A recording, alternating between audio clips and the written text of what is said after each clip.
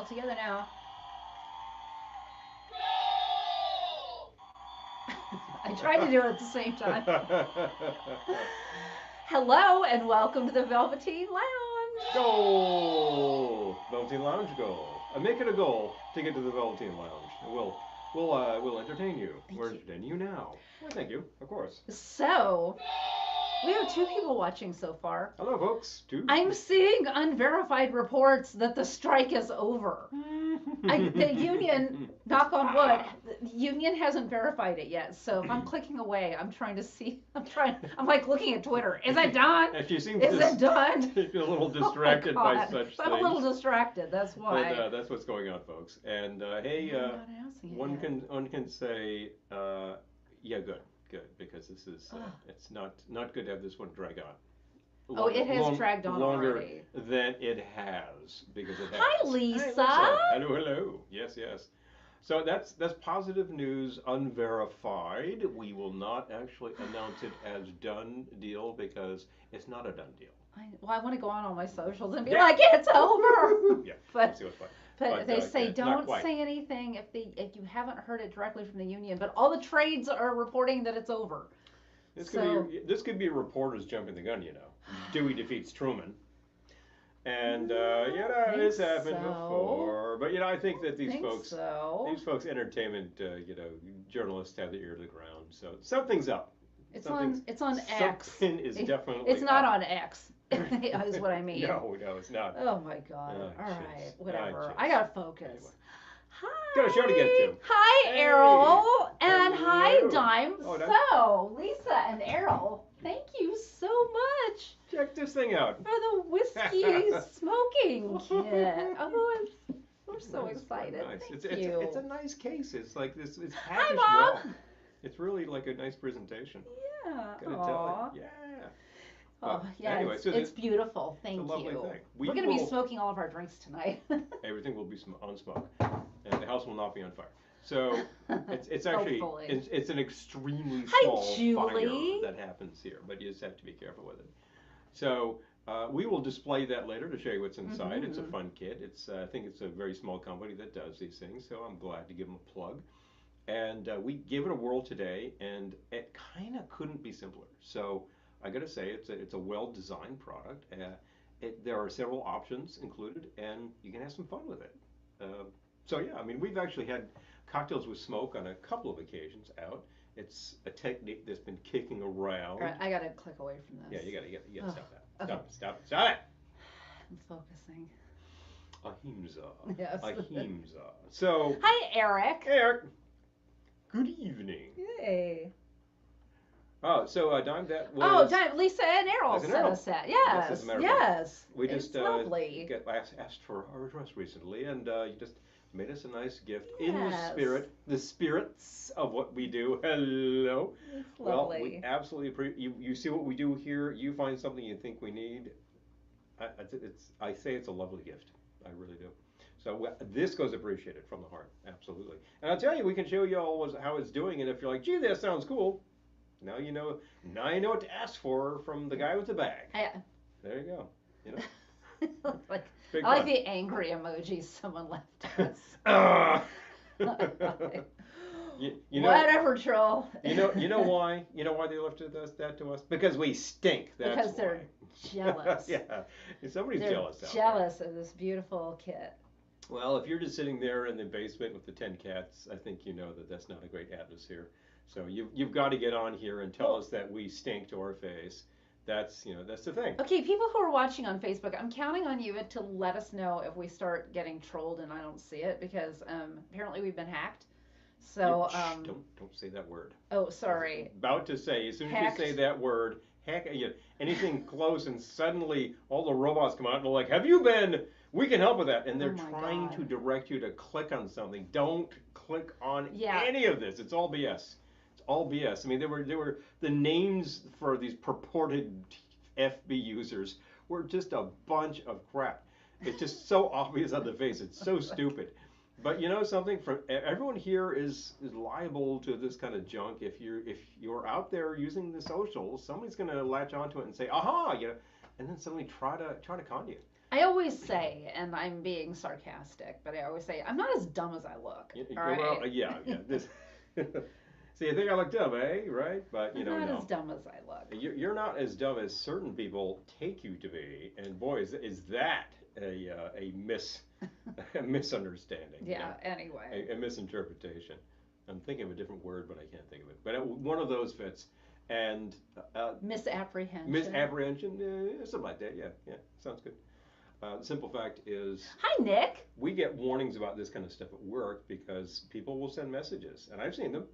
And the messages are thank you, sometimes Nick. fairly crude. Like send money to countries in Central Africa, the spurious locations, and then sometimes I did see it, Lisa. That's how I knew. Thank you. yeah, bingo, uh-huh.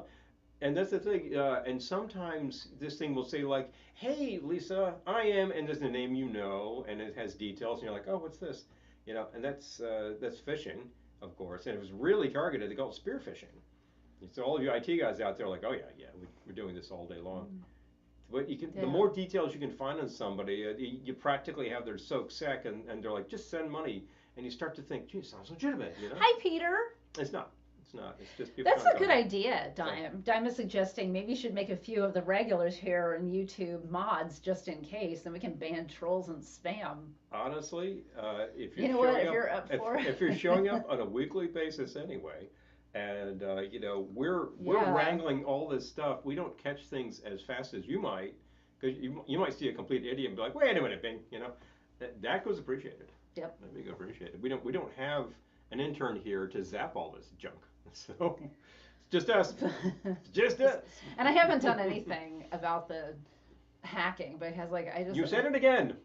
You can say it, you can't type it. Don't say it. The robot's gonna get you. I'm telling you. It's all robotics. All this talk about robotics. All this talk this about is not robotics. AI is just like a machine out there listening for clues and going, aha, check this out. So it's gonna show up. Robotics. It is a robot. It's a software robot, but it's a robot just the same. That's the thing. Automated stuff to try to trip you up. When I think of robotics, I think of like the robot bartender. Well, you think of Lost in Space, perhaps. Exactly. Bing, bing, bing, that kind of thing.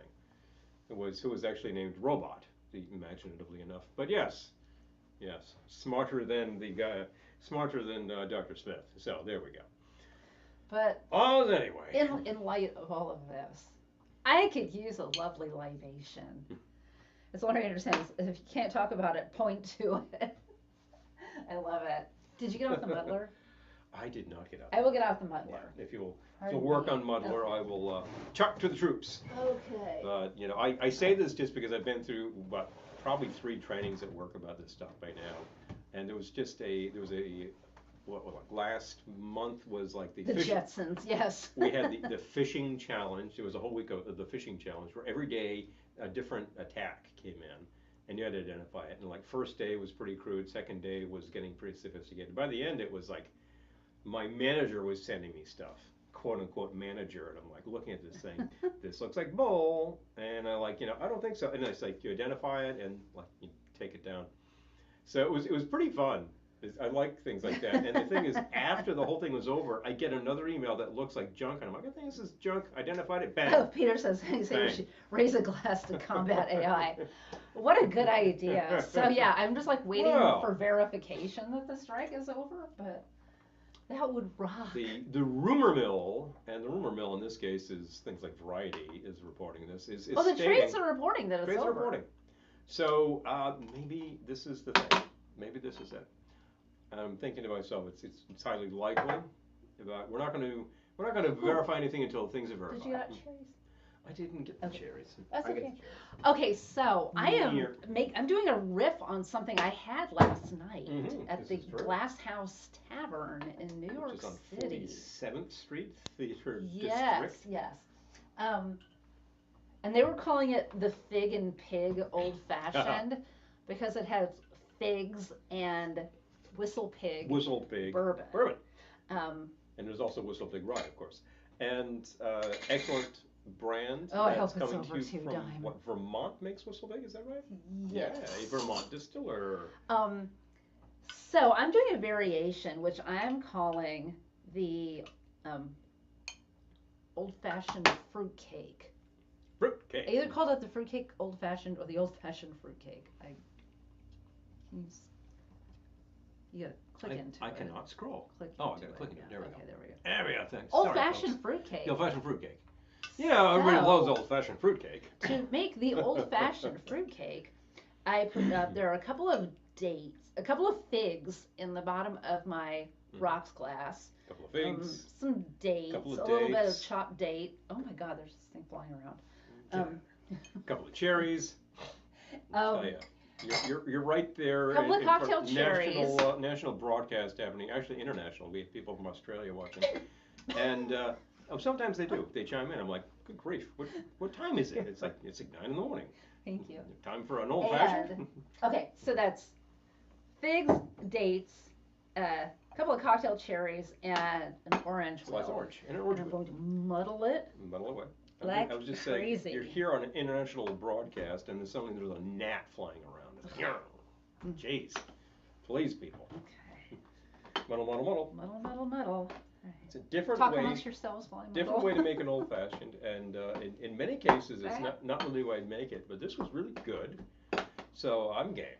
Absolutely. And you're interested to smoke that too, is that right? Yes. Yeah. Yeah. Everything. I will be smoking all of my drinks tonight. All my drinks will be smoked. You know. It's like I say, all Muddled drinks up. prepared over ice. You know. Well, I hope so. Unless they're hot drinks. I had a hot drink last night that was like a bourbon and cider kind of thing. That was actually really good. And it wasn't a cold night, but I was happy for the warm beverage. It's a good thing to do. Cold today. A little warm cider, a little bit of the bourbon, and if you happen to have like some hard cider that has gone fizzy on you, and you throw that in there, it's like, that's a really nice thing. If you can get the unpasteurized cider, you just let it sit there for a few days. If the bottle's nice and tight, it will start to inflate. You know, do we have something we can set this stuff on? We do not. I think As a matter of fact, I didn't do that very There's well, like nothing left of this orange. I don't know. Maybe I'll just. I think it's leave it. Flavor. Well, I was thinking of leaving flavor. it, but then I was thinking I would do a twist. All right. So you want to? I'm gonna get rid of this because it's ditch unattractive.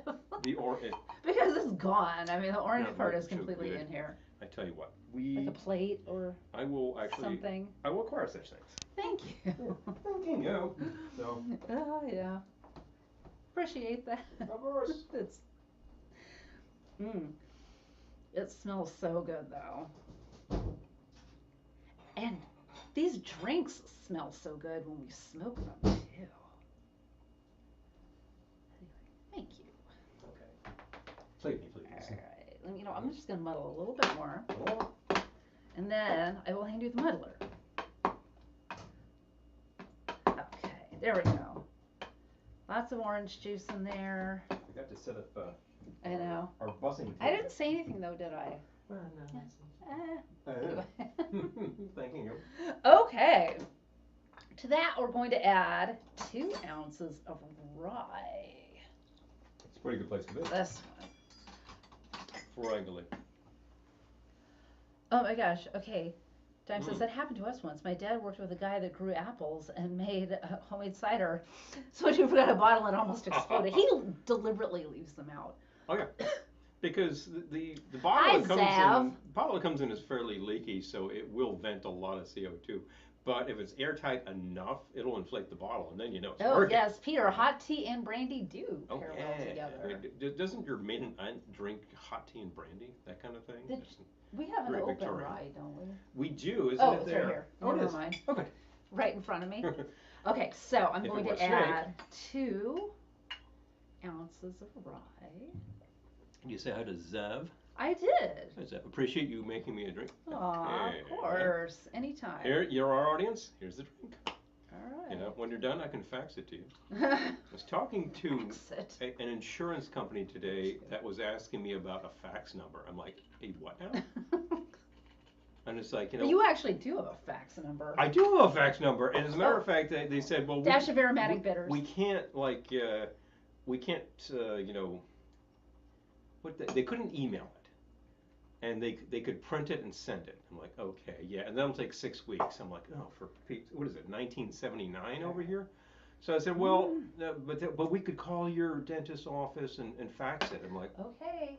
Could you fax it to me? I got a fax number. Time to smoke it. We just happened to, because like more than 10 years ago, they gave me a dedicated fax number at work. It's one of those like fax to email things.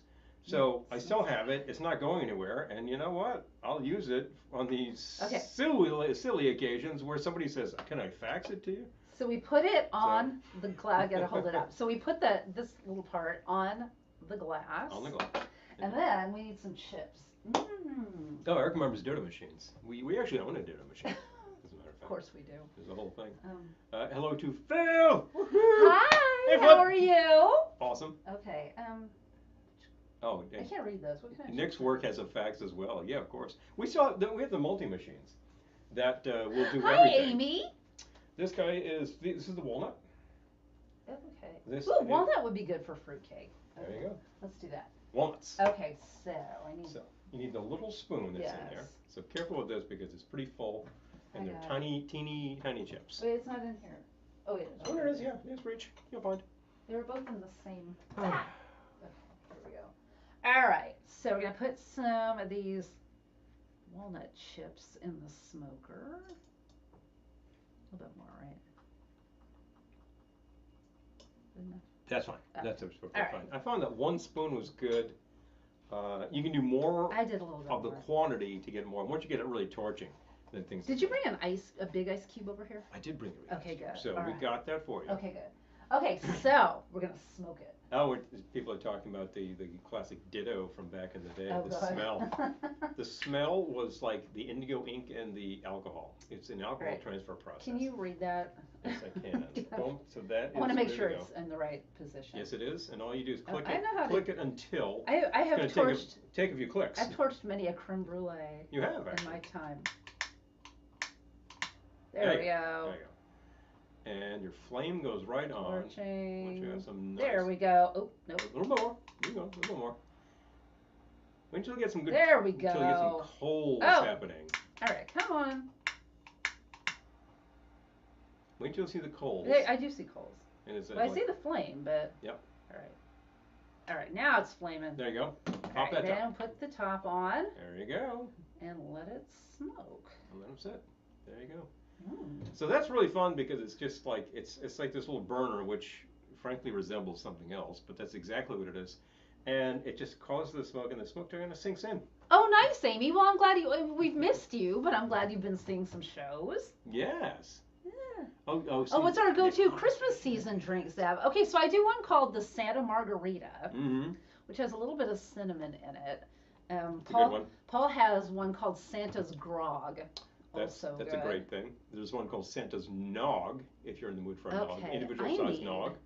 I need that And big cube. There was one I did for Bachelor Pad magazine called Mrs. Claus, and I just saw that recently. I need that big cube. Yes, I'll get you a big cube. Thank you. I'm just finishing my sentence. So I made this odd request because I was filling in for Dr. Bamboo back when he was the guy. Are you ready? Right, yep. Here we go. All right. Let's Trying it out. try it Get out. that in your face. Woo! Smell that from here. Isn't that nice? Yeah. What's this feeling? Okay, that's not that hot. This is really, really good. Mm-hmm. Cooling down as we speak. So I did. There's the last call column, which is like the final page of Bachelor Pad. The telex. The telex. Oh, like hold on. And this was. We joke about this all the time. This is Eric. just like a little short write-up about like a classic drink or an original, and I've been doing originals. And actually, I have just signed on to be the guy who does that column. So you'll see me in Bachelor Pad magazine on a quarterly basis. And I'm just working on some classics and some variations on classics. Oh my gosh. Lisa says, I used to work for Memorex Telex back in the day. I love it. Oh, this is really good. It was so good. This is really good as I such. feel like it's even better than the one I had last night. Well, The one I had last night was really we good. have to put them head to head. And the one you had last night was a little bigger, so it might not have been strictly like old. It might have You know been what? some seltzer in there or something, you know? No, there wasn't seltzer in it, but I think it was in a smaller glass for one thing. This is a nice thing. That's the size of glass I would use to smoke because it fits. Yeah. It fits the lid. Yeah. Really. Hi, Kelly. Really well. Good to see you. Hey, Kelly. So Telex was an interesting company. And do you have a because- Jaws libation? We have shark cocktails for sure. We do have shark cocktails out there. Telex was if you don't remember what the heck that was, I remember a good description of that saying, all right, a fax so machine is a copier attached to a telephone line attached to a copier. So you send an image down the line and it recreates the image. A telex is a typewriter attached to a telephone line attached to a typewriter. So you send data down the line and then the other machine says, these are the characters, types it all out, boom. And for a long time that was the only accepted means of international communication. Because the telex would receive the message, print it for you, and then bounce it back and say, this is what we received. And if you match it up, you say, that's it. And it was the only verifiable thing that you had. Today, there are other methods. But obviously, email has motored over everything. It's with us, well, probably to stay. Works very well for what it does. Did he do any of the classics? Who are you talking about? Peter. Oh, he's talking to Amy. Never mind. Oh, okay. Sorry. Sorry. I'm gonna get a swizzle though. Yeah. Or a. Well, actually, and yeah, well, Peter and I just saw a great These show. little picks. Great show with like two solo performers. But here we have Nick with the Straight Jackets. I'm sorry, Los Straight Jackets. And The Los Straight Jackets. Wait a minute, that doesn't make any sense at all. And they have actually been performing together as like backup bands to Nick for a while. And they have in fact, they have an album together, they have an EP together, and they have a couple singles out. And I think there's a whole Christmas album. There's a live one too. That's just got a ton of stuff. And if you there is like the complete Los Straight Jackets Christmas, which is available on I think disc and LP, 2 LP set. It's got everything, and there's a track with Nick Lowe. So. How's Glendora tonight? I think she's okay. She's doing okay. There with her bottle of wine. Yeah. Box of wine. She has uncovered. Box of wine. What am I saying? Pardon me. Wasn't she trying a different Franzia blend recently that she said was pretty good? She didn't. It was no Merlot, but. Well, I guess not everything could be their Merlot. But she's probably just watching Real Housewives. She uncovered the UFO incident in Torpid Heights and the stupidity of the locals and what they will believe. I'm like, boy, do I have some shares of a bridge for you people. Anyway, I need a thing too, don't I? I know. Oh, well, I'm going to eat this cocktail cherry. I'm going to eat the fragments of this cocktail cherry.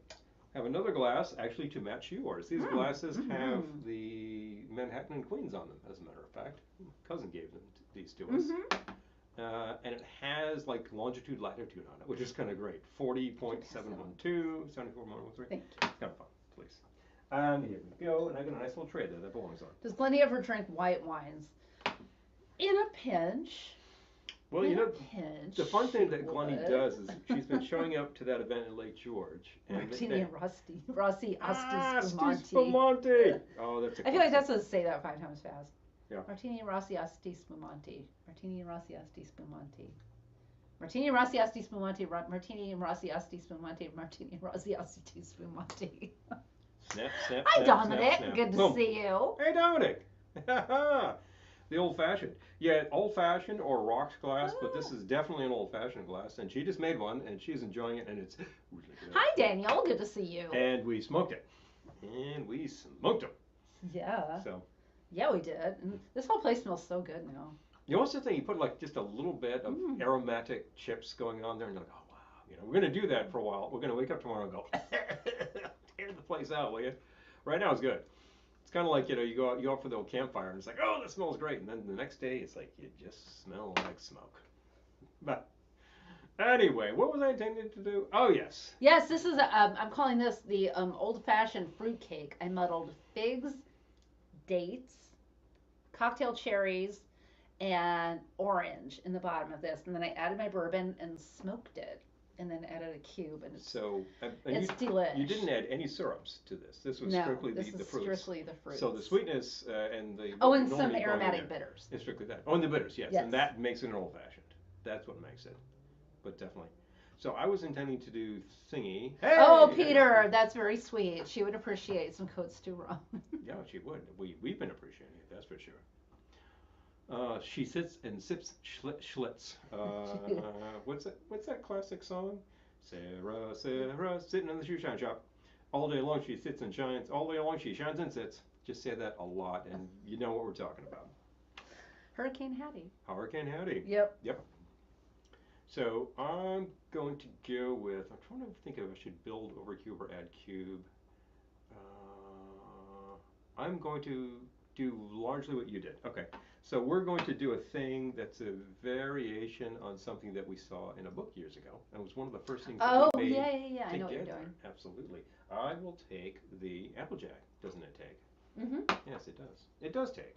Huh. That was the first time I ever heard of Applejack. Yeah, and we're like, what the heck? So we take a look, and From the book, The Group. the only brand on the market, the group also made it into a movie, as I recall. Yes, with Candace only brand on the Bergen. market, Laird's Applejack, at the time. Now, Laird's is still on the market. They've been on the market since the 1790s. It's a long time, probably longer than that. Probably longer since before liquor really came in bottles, to be honest with you. Okay, they're in, I'm seeing news that the strike is over. Oh, oh, oh, oh. Praise Oh, the be. 2% is saying this. Oh, yes. Praise be, the strike is over. New 3-year contract. We can talk about that now. Fling. Oh, baby. Anyway. Oh my God. So let's make this thing the way that we would make pretty much the old-fashioned, but pretty much the way we would make a sour around here, but I'm not going to shake it up. So I'm going to go with 2 ounces of the Applejack. And I'm going to go with, I will find that. Oh, Nick, I know. Well, all the trades are reporting it, and I just saw this Facebook group I'm in post it. So, just, yeah. Oh my God. Half ounce of fresh lemon. If you have lime, use a half ounce of fresh lime. I will take the liqueur in there, the Cathedral. This is something we discovered recently. Cathedral Lodge Distillery, which is in North Conway, New Hampshire. Organic maple liqueur. This is really good. It's liqueur, it's sweet. It is, what proof is this stuff anyway? 60 proof. It's a little down. Half ounce of that. So this will have some kick. But this is adding a nice maple flavor. I would normally use like a maple syrup in this, and it's a fine way to go. I'm going to give that just a mix around. Okay, wait. What did you use so far? 2 ounces of the Applejack. Okay. I forget what this is called. I don't know that the book said. I don't think it had a name, actually. I don't think it had a name. They just made a drink using these ingredients. Okay. And they were like 1 to 1 to 1. What else did you? That's what we used to do. That's too much. Okay, maple? So maple, a half ounce of the maple liqueur, whatever it's called. Yeah. Cathedral Lodge, and half ounce of fresh lemon juice. Is that it? Yeah. Okay. That's all we got. And I'm giving this a shake here. I'm just kind of shaking 1 cube in to get this a little cooler. Applejack is the best way to celebrate the ending of the strike. You know? Like, is that bottle of bubbles cold? You weren't actually. I might pop a midweek bottle of bubbles. You did not have this news when you set up this broadcast. No, I did not. No, that. So the bubbles went in the fridge. They might come out. Oh my God. They might come out. I don't know. It's as celebratory as it gets, folks. Although, like a nice dry Manhattan is a pretty good way to go too. All right, so I'm liking the flavor profile on this, and we're going to finish off this drink by. I'm going to add the bitters now. Which one do you want? Cardamom? I'll take the cardamom. These are made by Fee Brothers, yes. How many dashes? I'm going to add 1 dash. It's a pretty big dash, actually. It's a fairly generous dropper. Fee Brothers calls this Boker style. So they are doing a Boker's bitters out of these. Whatever formula they use. And we also have another Boker's over there to compare to. And these really come close. These have a very strong like roots profile. It really, like the nose on this is like root beer, really. It doesn't taste like root beer though. It tastes like an old-fashioned bitters. All good bitters have lots of roots and nuts and whatever going on. So build in a cocktail glass. Build in a old-fashioned rocks glass. Rocks glass, yeah. Okay, try that again with the bitters. Yeah, that's definitely where you want to be. And smoke them if you got them. So I'll take the smoker. What kind of? That. Yeah, still got some of those in there. Well, you can. And that was the maple? That was the walnut. The walnut. I will go with the cherry. Is that this? Yeah. I think. I can't. I'll take a look. I don't have glasses over here. I can't read it. I'll look and a little measurer there. Here's cherry wood. So Okay. I'm actually adding some cherry to the maple, and we'll go with that. So I need our little serving spoon. Oh wait, hold on. I gotta read this. Sorry. Lisa says, with cooler weather coming on, would like to know, does one heat their brandy? I'm wondering. You absolutely can. Yeah, I usually don't, but There are two ways that I've seen to do this. Actually, three really. One is you get yourself a really large snifter. You put the brandy in the glass and you just swirl, and the heat from your hand heats the brandy. Now that's a classic sort of like, I am drinking 4 fingers of brandy in a cushy Aw. leather chair in the library kind of thing. And that's swell. It's only going to get it that hot. If you wanted to heat it up yourself, I would say you could use micro, like just enough to get it warm. You could use stovetop and watch it because it's going to start to vaporize. So stovetop, I would just keep my eye on it and say, watch for before this stuff really starts to boil. You really just don't want to get it to the point where it's warm enough. oh And yeah, Applejack and lemon juice. Yeah. sure. Dime, I'm Absolutely. so sorry. Yeah. Dime's friend passed away. Oh gee. Oh I'm gee. so sorry to hear that. Yeah. So I can hear that. So I'm putting in 1 spoon of these guys because we already had some chips in there, and I think this will give it 2 kinds of smoke. If I can close this, that would be good, now wouldn't Tiki it? toddy. Nothing I wrong like with a this tiki toddy. Cute little spoon that we use on this thing. Looks like one of those little McDonald's spoons they used to give you for the coffee. And I will take that topper. Oh, it's right here. Ah, got it. Okay, so I need this at the handy. Dime took an edible. You know, that's. Hey, whatever You gotta need, do what you gotta whatever you do. need, right? Gotta do what you gotta do. We have friends who actually do these with regularity, and they're like, oh yeah, it does it. And we have friends who say, I really don't drink it, it disagrees with me, but they will do edible type things, and like, yeah, that makes things happen. Exactly. It's one thing or another. These days, I'm like, whatever substance kind of gets you where you're going to make you mellow, it's a pretty good idea. Go, give a torch, give a torch. Again, you want to get this where you can see a lot of the flame going on. Put the lid on. Okay, let it sit. Put this aside, let it cool down. No, that's wrong, sorry. I think there are a bunch of these kits on the market. Some of them have this sort of elaborate tube contraption that goes in. This is really simple. It's just like, it's really like the bowl of a pipe, really. And it just, as you can see, it just sinks in. I love it. It's thank you again, Lisa and Errol. It's wonderful. Again, this is Lisa and Errol. I love it. Made us a gift of this. I'm thinking that you might have one of these yourself and are having some fun with it. I am glad. I'm going to do what you did and throw in one big cube. The big cube.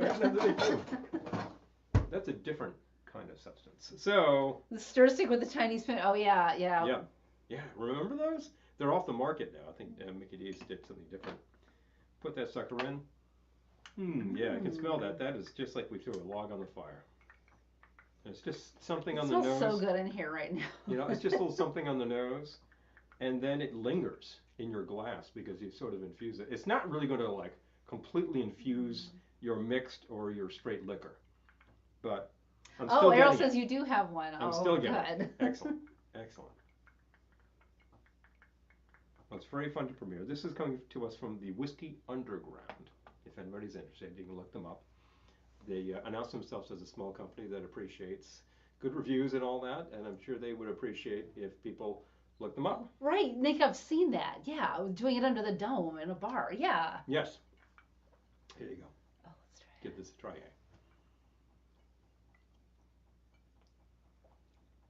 That is really good. Yeah, that is really good. That's really good.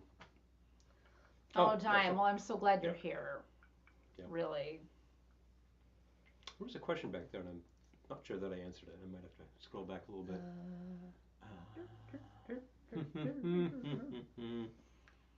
Answered that, yeah. I think people are talking amongst themselves. Yeah, but I thought I saw something.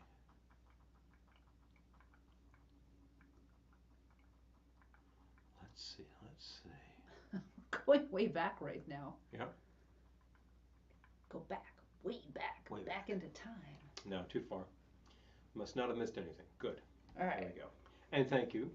Please, as always, talk amongst yourselves. Yes, You know? please do. Please. This is the whole idea.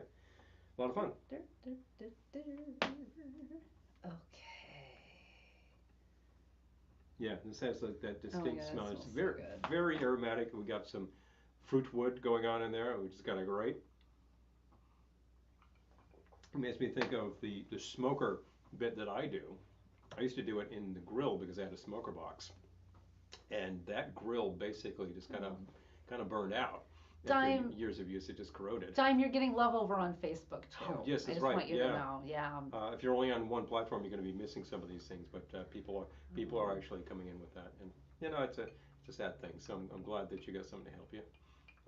I'm being helped along with this fun little item. I know. My fun And little we've items. had this little fun device to make it nice and smoky. Yeah, I'm still getting that. Mm. That's the thing. The smoke dissipates, but there's a thing. We were at a place once where I had a drink. It was made to be a tropical, and it had this like little cylinder, and it was inverted over the thing, and you would remove it, and then poof, it was really fun. It's special effects. It was fun. It's lots of special effects, and suddenly there's aromatic, there's flavor, another flavor note to go The in. smoker, it's the Whiskey Underground is where it came from. Yes. Yeah. Whiskey Underground. I'd have to take a look at their specs to see where they're coming from. I believe it's a handmade kit. Oh yeah. I don't know if it says, but. Let us see. That is very fine print. I know, like I can't read that at all. That's not happening, but I can read thank you. we're a small business. We'd For love your it if you could purchase. share your experiences. So let's see. Well, I'll share my experience. Okay, I'd have to look them up. I don't know where they're coming from. Anyway. Oh, Facebook peeps. Dime says thank you. There we go. There we go. But definitely. What am I going to say? Oh, yes. Last night we saw The Shark is Broken on Broadway, which it got kind of middling reviews, but I thought it was hilarious. So if you are in the New York area, it closes November 19th, but go. I thought it was really funny. I think if you have our sensibility, you'll crack up. So do it, go. Robert Shaw's son, Ian Shaw, co-wrote this and plays him. And you know, facially, you see him in real life, and he kind of looks like Dad. But then he puts on like the facial hair and the whole lot. It's like, yeah, he looks just like him. Ringer. But hey, who better to play? Anyway, so the Shark is Broken. It was just they had an amazing array because they had this huge stand up down at the bar before you got into the thing. No intermission, by the way. So grab your drink first. Grab your Narragansett first. Grab your Gansett. And they had like the big picture of the shark, and you could pose in front of it. Everyone was posing. Oh yeah. We took like 10 pictures for people. Yep. And then they had really great merch. So I got to say it was a lot. We're gonna need bigger batteries for the shark. Exactly. You know, that's the kicker. The funny thing is, when we were looking into it, we were reading that Richard Dreyfuss was not happy with the way he was portrayed. But the guy who played him was so good. Well, actually, I saw him, the same guy, Alex Brightman, who played him. He played Beetlejuice when I saw in Beetlejuice. Yes. Yeah, he was in Beetlejuice too. Beetlejuice. That's but oh my God, he was so good. It was so funny. Like all the separate characters, like each in their own way, have like their own kind of breakdown. Like, because they're just on this boat forever, like waiting for the shark to be fixed or waiting for the storm to, like whatever was delaying production it was hilarious. Like, really. The actual production was notorious for being plagued with bad weather and the fact that the mechanical sharks kept breaking down. And they were described in the play as well. There's some sort of pneumatic device, and of course, as you start losing your pressure from the pneumatics, it starts to sink. Yeah. So it's like, good grief, you know. Today, this would all be done with computer graphics. Yeah, but exactly. Back in the day, you needed a big shark, and you needed to be out there like a Martha's Vineyard to shoot this thing to make it look like. So funny. Oh my gosh. Yeah, no, it was hilarious. Funny stuff. within the play, Eric, the character like says, you know, the next thing that Steve's gonna make is this thing about UFOs, you know, but they're friendly. You know? They're the good guys. They're the good guys. Really, really funny. Because they're like, he's gonna make a film about UFOs. It's It's like, what? yeah, they're the good guys. Oh no, it's so well done, and it's really like three leads. I mean, they're just three guys. And Yeah, it's a cast of three. cast of three. They're just on this claustrophobic set for 90 minutes, no breaks. They just keep on going, end the scene, break it, boom, like immediately up with the next thing. So this is tight, and they react the way that you know characters and actors might. This is fictionalized. We don't have any recordings of what happened on the boat. I think they're just making some certain amount of assumptions about things, and the characters are well portrayed. Quite frankly, they're very very living, and it's just hilarious. It's just hilarious. So Yeah. so there you go. That's just an aside. We're still working with smoke because of the smoker, and we're gonna have a little That fun looks on kind of like a Thanksgiving, I think. UFO. It, gee, it does. Interesting. I didn't even think. Landing on your cocktail. Landed on your drink. Landing on your drink. Yeah, this looks exactly like the flying saucers in Plan 9, as a matter of fact. These days, Coincidence? an alien is friendly. They either want you as food or they're trying to sell you something. Oh my God, Eric. Truer words were never spoken because I'm people just saying. try to sell things to actors, and the thing is, other actors Jeez. try to sell things to actors, and it's like, I can't knock anyone for trying to make a buck, but you know what? It's We're all like trying. We're all trying to make a We're all buck. But trying. it's like, We're wow, all doing it one way or they another. hammer you constantly. Oh, used car salesman. Oh my God. Seriously, it's the thing, and I know that folks that give seminars, they have to like give you a kind of a soft shoe and hard sell at the same time, because you have to get people at the moment of sale, point of sale. It's like if you're in a demonstration and someone's trying to sell you knives in an apartment store or something, it's like they got to grab your attention. They got to sell some knives now.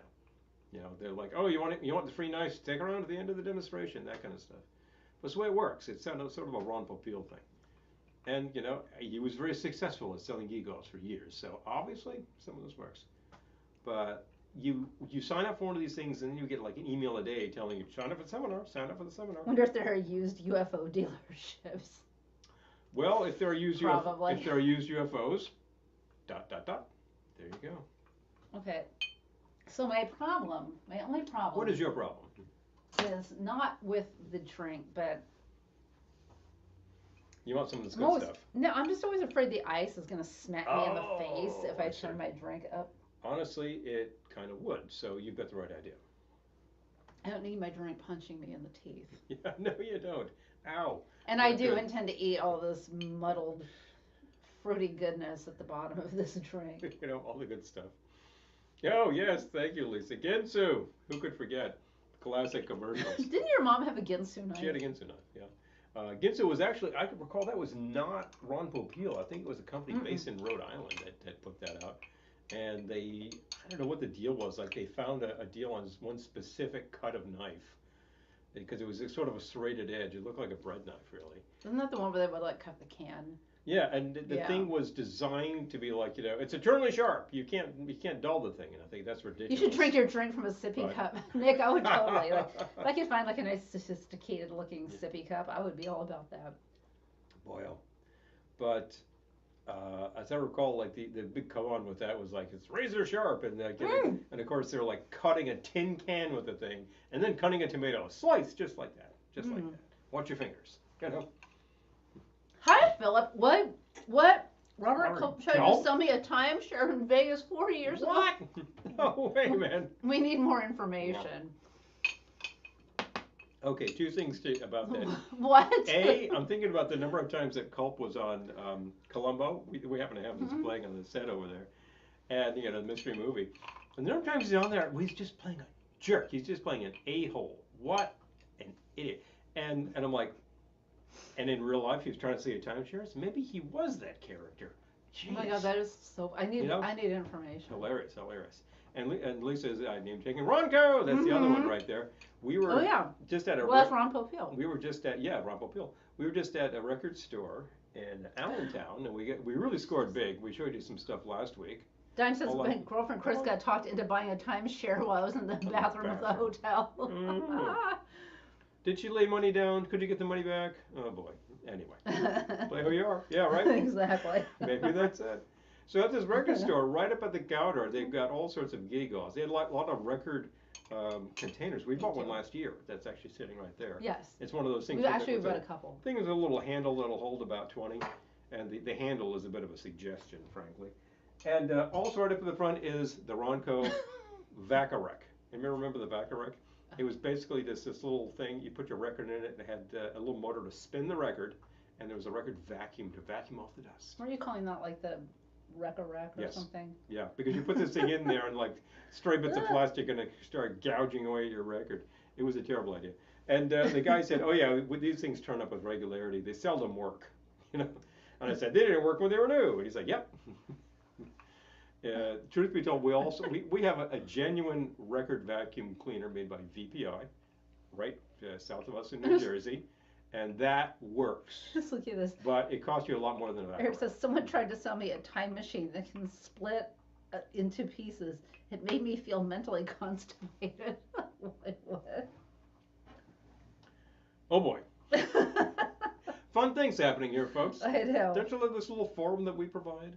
What would be your favorite fruit-based liqueur? Well, I give high marks to anything from American Fruit, Peter, and it's local to us, made. so you could go buy this. It's frankly local to you because it's really not far. It's just in Warwick. So it was Warwick Distillery. Yeah, there we go. Which is the Pine Island, Pine Bush. They're in Warwick, but Okay. Warwick, Pine Island, You're it's all right there 20 minutes from the together. house, but to get there. And I oh didn't boy. even take an edible. And I didn't. Yeah, seriously. Oh. Seriously. But I love these things. I remember the ads for these things. They always had, and all the KTEL records, you know, so like, you know, KTEL, 20 greatest hits, and then you could clean the thing in your Vacarec. Oh boy. Oh my gosh. Errol says, I help some friends drop a tree. I always use sharp chains for falling trees. Shut saw off, and my brother asks, "Is that a Ginsu?" Look at that, straight through. I just remember Clean going through. cut. She might have even been still alive, but I remember being at your mom's house and like pulling out a knife. I'm like, it was a Ginsu. I was like, oh my God, it's actually a Ginsu. Years after they were first advertised, she's probably in some discount place, and they had a Ginsu, and she says, "Okay, what the heck?" So we suddenly had the thing. Well, you said it was from Rhode Island. Yeah, so I could be wrong. I'd have to take a look at that company again and what their come on was. But boy, they sold like 1 billion knives. And I remember actually using it in a fake commercial that I shot for my Spanish class in high school. I basically translated the Ginsu commercial into Spanish, and I was narrating this rapid fire dialogue while people were demonstrating the thing. Okay, do it. It was kind of nuts. Do it. I do not remember this. This is 40 years ago. So you're saying you don't remember what you learned in school? No, I don't know. That's totally gone. That's totally shot. Uno, dos, tres, cuatro, But we'll cinco, expect it seis, next week, siete. won't we? I really cannot speak the language worth a damn, and that's just a failure of a lot of things, including me. Sorry to say. And it's not a question of will. All right. We'll let you off the hook this week. Thank you. All right, I'll have to do the translation, and I'll do it again, and I will actually read it off. My pronunciation. Reading is actually pretty good because I learned properly. I did learn that. Cut that paper before the paper cuts you. Oh man. Oh yeah, it's like slice. Yeah. Oh jeez. Errol says, had a friend in the Navy whose wife bought a Kirby vacuum cleaner. He said, my God, I could have bought a car for what I paid for that vacuum cleaner.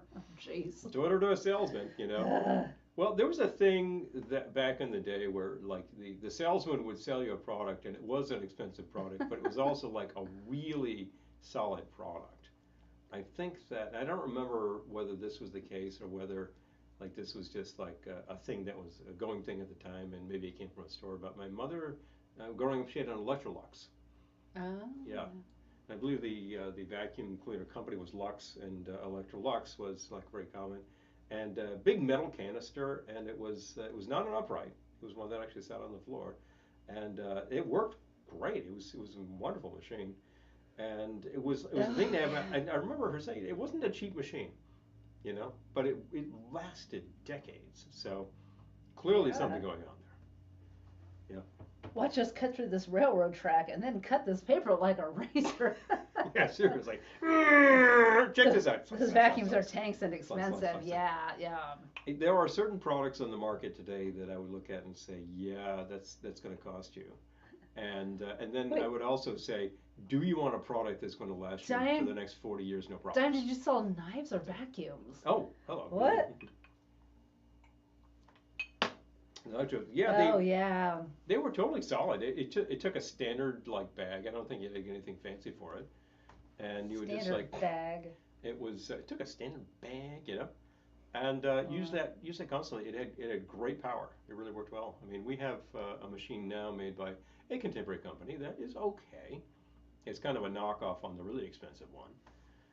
And I keep like cleaning it out and keeping it going because I don't really feel like paying for a new one. But certain parts are broken by now. A lot of plastic. We should do a podcast using Mr. Mr. Microphone. Oh. Mr. Microphone was, of course, an AM broadcaster.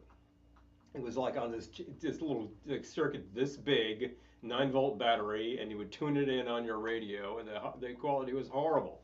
But it worked, and you could be sitting there doing, "I'm Michael Jackson," and singing into your radio, yada yada. A star is born, folks. Hilarious. Oh, Julie says my folks bought a Kirby vacuum a few years ago from a door-to-door sales team. It's good quality, but I just about fainted when they told me what it cost. I bet. 4 figures. Yeah. Well, it's my like those. gosh. It was one time we were at my mother's place. This is going back easily 15 years. Young man comes to the door, very well dressed young man, and I think, I know what you're about to sell me, and it comes in a book. But no, he was about to sell knives. Oh, I remember that too. we were there. And they yeah. were the Cutco knives, and he starts his spiel, and I say, hey, hold on, I don't live here. And as a matter of fact, the woman who lives here is probably not that interested. But if you want to come out back, because people were out back having a little party there, and do your spiel. So he did. Now, I don't think he sold any knives, but I said, look, you're welcome to come in and do your pitch because everyone's got to make a living. He was putting himself through college. There you go. Well, I have a friend who's actually bought some Cutco knives, and he says they're wonderful, and he has them, and they're really good cutlery. So I got to say, for what it's worth, that much is true. Oh my gosh. Oh, hi, Robbie. Good to see you. Hey, Robbie.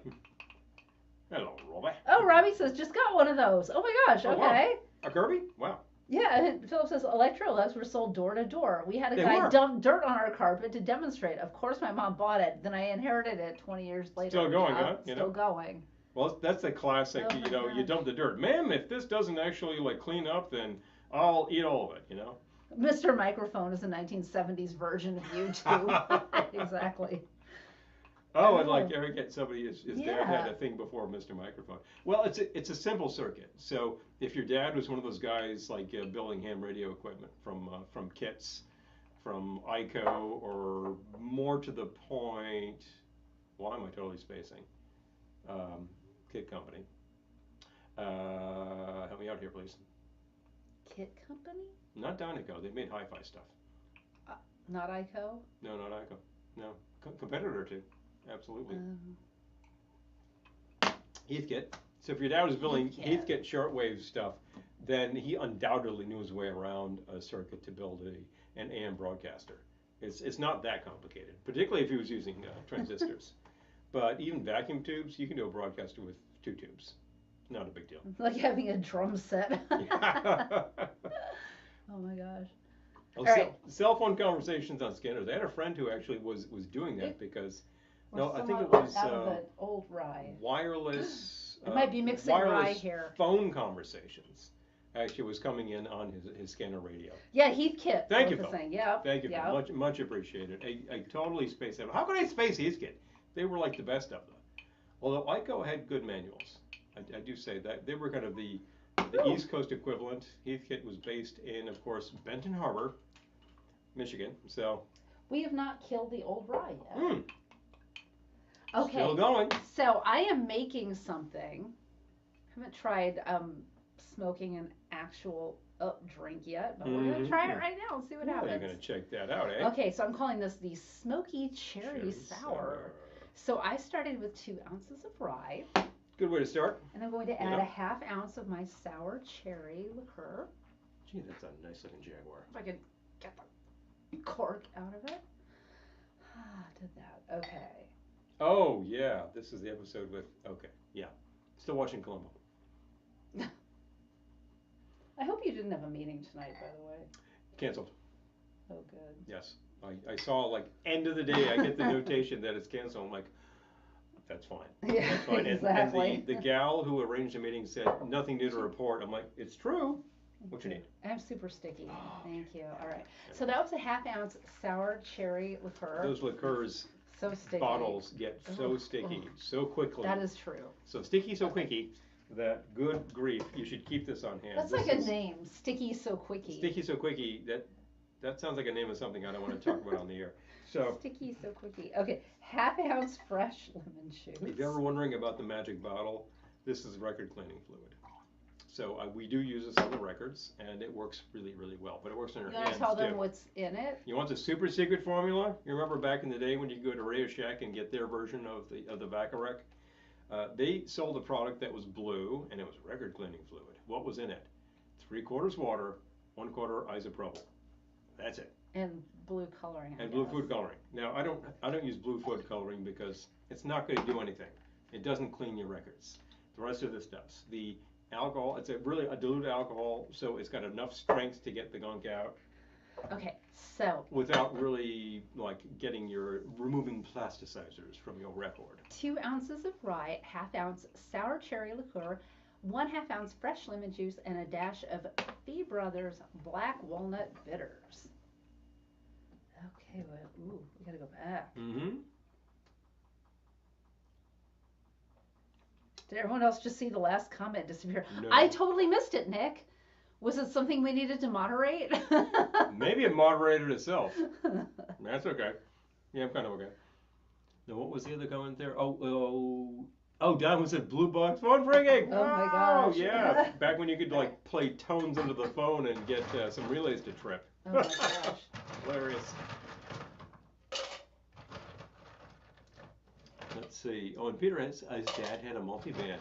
That's back when you could have a radio with like FM, AM, police band, the aircraft band, and then you'd have a bunch of shortwave bands, and listen to broadcasts. Back when shortwave was a bigger thing, that was pretty cool. You know, you could really pull in stuff from Europe and some really fun shows. And like, you know, BBC was broadcasting, the Italian radio was broadcasting. Leader. Yeah, seriously. It was like special fluid, and you're like, ooh, what's in it? Blue food coloring. Glendora has a good buzz going. Oh. Totally. And yeah, basically what came from Amazon is more or less what you can mix up yourself, or you know, if it's not, I mean, because the stuff, you remember when there was something called dishwasher, D4 record cleaner? We still have one. It works. It's fine. Used one for years. I don't use it as my daily driver, but it's a good device. Their fluid was not alcohol based. I don't know what was in it, and mostly water, I bet.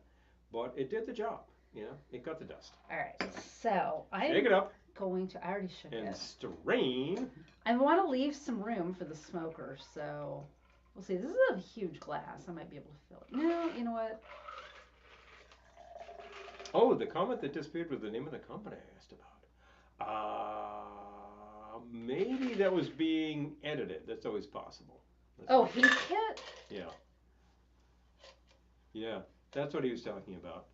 But I see it. No, it's there, but I didn't see these in real time because we were mixing. Oh, I don't know. So I don't know, Margo. Oh, okay. So I've strained in my cocktail glass. Now I'm going to do some cherry chips in the smoker over my cocktail. This is cherry, right? That's cherry. You know, I'm going to clean this out so you just have straight cherry. This is getting a little sour. All right. I just want to, I can't read it, so.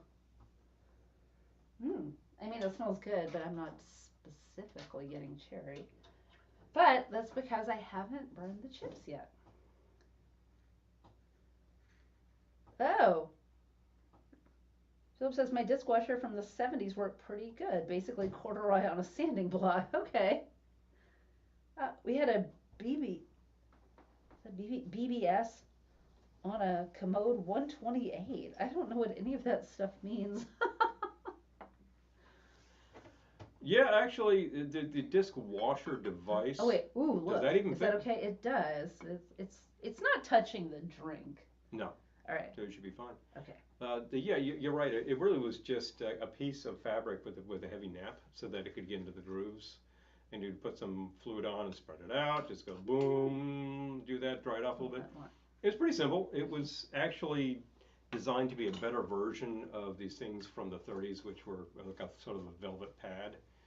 And it's reasonable. It'll get the dust off if it's just dust. If it's like greasy fingerprints, you've got to use something a little more powerful.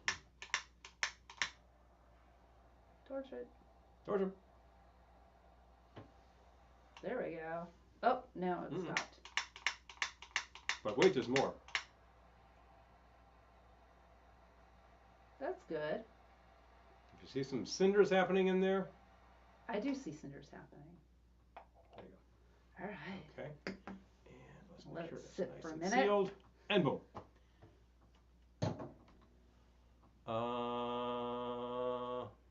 Oh, I got that, absolutely. So BBS, I forget what that is, like a bulletin board service. On a Commodore 128, it just actually changed your typing to commode. I don't think that you look were, at that. Okay. I don't think you were using a commode as a modem at the time. But apparently Facebook thinks so. So let's see. Yeah. Yeah, that's the thing. Those the international phone calls were really expensive back in the day. Now, of course, you get a lot of services today. Just want to make sure it's not wet. It's not. Oh, it's a little damp. Okay. Let's try that out. Oh my gosh, it is so Woo! good. Oh, wow. Yeah, that aroma. It is so good. That was cherry used? Yeah, I think so. Ooh, that was good. That's good. All right. Let's just make sure it's not damp. Oh, yeah. I'm going to put it right here. It's a very similar experience to what I just had with Hi, this Mars. guy, but hey. Yeah, this is a good thing. Enjoying Mom's homemade soup. That sounds good. Hello. Not bad at all. Oh, and Eric loves the Commodore 64. It is so good, Lisa. I was just thinking Amiga the other day because my roommate at the time, this is going back 35 years, was pining after an Amiga to do video editing. This was back in the day when that was very early and such things. But the Amiga was way out in front of such things. And it had a really good platform, and like well past its service life, people were just nuts about the machine. Are you all caught up on the record washer stuff? I think so. Okay, good. We've talked about that. Hey, gee, just look at this gnat annoying me. Annoying fly. Yep. These days, of course, we could talk about all this ancient tech. You know, you can, if you're thinking, oh, what is that again? You can just go to YouTube, find a video, and find out that the entire history of telex. Boom. You know, history of the vacuum. If you can't sleep. If you can't sleep, and boom. Go read up on the history of telex. Video toaster, thank you, sir. Absolutely. I remember that he was going to get the video toaster and get into video editing. And at the time, if you were wanting to do linear editing, what we all do these days, if you do video editing on your machine, it's linear digital video editing. If you wanted to do that professionally, I mean, it was tens of thousands of dollars worth of equipment. And I think the video toaster just kind of broke that down into something that was, you know, one fewer zero. So that it was really more in line with, so it started pushing that into something that was going to appear on your laptop, which is what we all have now. Old software ads are hilarious these days, yeah. What's fun to me is when you take a look at computer magazines from the 70s, and they will publish code, and there'll be like literally like 150 lines of code, and what you're expected to do is punch it in by hand. Night, Philip. Thank you for dropping Craziness. in. But that's how it is, you know? So, yes. Oh, that's it. Thanks so much, Phil. Yes. Much appreciated. Good Yep. night. It is well past 2. Good grief. Yes. I was actually talking to someone in the UK earlier, but that was something like 10 in the morning here. So very appreciate that you could actually drop in and enjoy us. And enjoy an hour or so with us. Definitely. Wait, Will Wheaton worked for the company and made a video toaster? Really? What? What? Oh my gosh. Okay. Will Wheaton. Will Wheaton. Why are you saying it like that? Will Wheaton worked for Amiga. Oh, wow. Amazing. Oh my gosh. Peter says, when I can't go to sleep, I go on YouTube and watch old pro wrestling matches from the 1950s. Oh Oh, man! try that. I have Oh my found gosh. that in times when I've really been plagued with insomnia, the one thing that would put me out, the one thing out of anything, because I would just be like awake, awake, awake. It's just like the adrenaline is cranking way too hard. The one thing was old political speeches. Get me some political speeches from the 50s talking about trade deficits with the UK, and gone out. That's it. It was just you know because the issues are so ancient. I know that they're all still current, but like whatever they're talking about then, everyone's dead. So you just listen, you're like, wow, gone. I resort to So like pink noise or brown noise or pink noise, brown noise, whatever blue color noise, of black noise. noise. Lots of different noises out there. A lot of noise. Pink noise is pretty good, actually. It'll probably get you going there. Blue noise I found to actually be pretty effective, and then there is what the binaural beats that people use, which you can get. You can get like 12 hours of that up on this service right here, and listen to that and give it a try. It's just designed to sort of like kick your alpha waves into doing something different, and it might be effective. That's the thing. Yeah, Lisa says my ears shut down in politics. I know. See, that would not put me to Seriously. sleep. I would just be like so annoyed listening to it. Contemporary, there's a reason we don't talk about these issues here. Contemporary stuff, out of bounds. This is not what we're talking about here. You all know, I don't need to tell you any of this. Put You CNET all know on what and it I'll is. sleep like a baby. Yeah, seriously. So that's the thing. But if you talk like ancient, like 1952 issues, it's like, wow, that's just going to. All of you historians will probably be like riveted and like, wait a minute, that's what they're talking about now. This is the tract with the pact with Southeast Asia. Yeah. Big fun, but it just puts you right out. So that's because I do look for surefire cures. Because there's times when I just cannot sleep, and I give up. I say screw it, and I get out here and I'll do the dishes, or I'll just go and read a little something that's not that engaging, and the brain starts to shut down, and then you're back to going. You know, that's the thing. Yeah, I would be So, more likely to read, yeah, honestly. that's the thing. And reading in bed on your phone, not a great idea. The light is wrong. It's not a good thing. It's considered not good practice to be trying to do that where you're intending to sleep. So I usually go to another room and literally like turn on a really low light and just relax But a there are bit. so many rules now. Well, I just tried to keep it Don't easy. do this if you want to sleep. Don't do that. Don't like anything that you might actually want to do. Don't do. We're Really? we're doing things right now that people don't recommend, and I doubt it's going to keep me up later. My cycle is going to keep me up. That's what's going to kick me. I do actually about You at did 3 in the not morning. just say that. My the cycle, not the sleep cycle, the circadian cycle is going to keep me awake. What I'm talking about. But like sometimes I'll do a Oh, cup of tea, herbal tea. that would work. That Eris says helps. I've been watching 10 hours of driving in the rain to put me out. Oh wow. That would work. Oh, there were those videos of the trains that are going through, Oh, say, 100 year Finland. old life. Quite fun. About 100 old life magazines. There you go. Oh, dime, maybe. Well, Maybe. That sounds exciting. the thing is, you getting them to us is so far in excess of any possible value on these magazines that I gotta say, did I get it? I don't think so. That we gotta talk about how that might happen. So, Oh. but hey, yeah, that could be interesting. That could be Lisa interesting. says I watched Julia Childs last night. It put me to sleep. I like watching Julia, but it causes me to relax. See, that's good. Well, My own thoughts are not recommended for falling oh, asleep. I do, there's one technique I seriously. tried that actually kind of works, which is when it's just like all the stuff around you is distracting, like kind of lean into it. Like try to think like how many things can I hear right now? Oh, I can hear that car alarm beeping down the street. How interesting. Oh, I can hear trucks braking on the highway. That's interesting too. Like, oh, I can hear the heater, and it's just like, I don't know, when you kind of, I feel like when you're not trying to block it out, when you're not like spending that extra effort trying to block it out, You're making it part of your consciousness. Yeah, yeah, and it kind which of might lead to just unconsciousness. becomes the tapestry of Yep. whatever's going on. Yeah, I have found that sometimes I try to work on. Oh, at on kind Ohana. of Well, a Friday. Dime, that would be So, lovely. yeah. That would be lovely. Thank you. Oh well, if you're talking Yeah. that, then that would be like a box worth, and we could likely handle that. So, and it certainly beats trying to ship paper. Oh boy. Oh my gosh, Dime, did you guys get your first snowfall on Halloween? Oh Whoa! my gosh. No way. We haven't. Hello. I've heard in New England there have been flurries, but I haven't. God, I'm not ready for snow. I'm not you guys. Let me see if I got the right one. First name, Mr. Middle name, period. Last name, T. No. I pity the fool. Nope, it's the wrong one. Quit your jibber jabber. Nope, it's the wrong one. Don't give me no back talk, sucker. Oh my God. Maybe this is the one.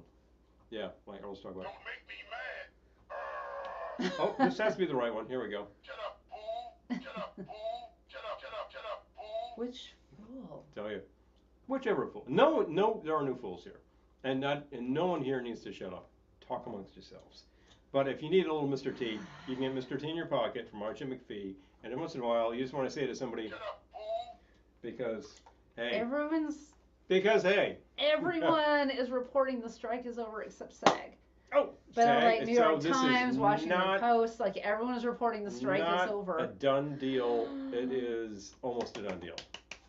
Well, no, we still have to vote to ratify Yes, the deal. There's a there's that tentative factor. deal, and then the members have to vote and ratify it. So, But So I the feel like if they members, went in for it, if they actually I decided trust on my union. that, then you're going to look at the terms and say, okay, that actually works better than what was being handed to us. So yeah. Oh, Dime says, please let me know when tickets go on sale if you know ahead of time. Yes, and Dime, are you on the mailing list? Get on the Because mailing that list is crucial. so that you know Yeah, when yeah. you have to launch, and if you miss it, get on the alternate because you'll get in. It was 81 There today you in go. Tulsa, Lisa. Oh my gosh, Good it was grief. chilly here. It was chilly. Be still here. the hard. Yeah, it was what, mid 40s here. It's Okay, got light totally flurries. reasonable for November, and in the sun, actually kind of warm. Okay. Mhm. So that's the thing. But Oh, did you bring in the plants? nope, No. I did not. I better go and get them. So, hey, Myrna Lord. Boom. That is Merloin. As a matter of fact, it in is. the lovely emerald green dress. Seriously, stunning. I'm pretty sure I'm on it. Okay, well, Okay. just make sure. And Peter, are you too? Anyone who wants to go to Ohana, make sure you're on the mailing list. Get on the list and check it. So. Oh, with El Nino on its way, I think we'll be here in New York. We'll be okay this winter. Yeah. Well, yeah. Yeah. I understand winter has to happen, but I'm always appreciative when the snow doesn't completely interfere with our lives. So. It's too true. Well, I need another thing, and so we were talking about some sort of Manhattan-esque thing, and I suspect I could get that together and do what you did in an up drink. I did a rye sour-esque thing.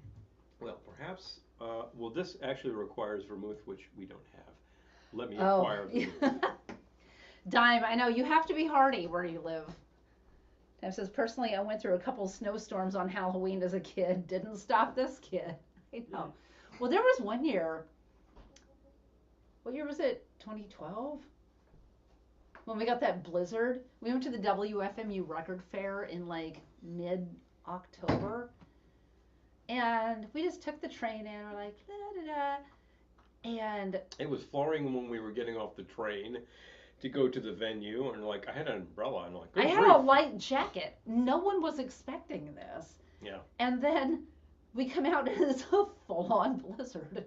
And we tried to get home, and the train actually conks out and drops us, and we're sort of stuck somewhere in the middle of New Jersey. And the guy, conductor says, I'll just wait 10 minutes and a train will be by to pick you up. It was not. Or I think it was a bus. Just wait for the bus. So we just got on the that thing never came. going backwards. Same conductor's like, they didn't pick you up? No. So he calls ahead and he's like, go get off in Secaucus and they'll take care of you. They'll refund your tickets and blah, blah, blah. We get off there, the woman has no idea, and she's kind of irritable. And I was like, really? You just stranded us and you're the one having a problem?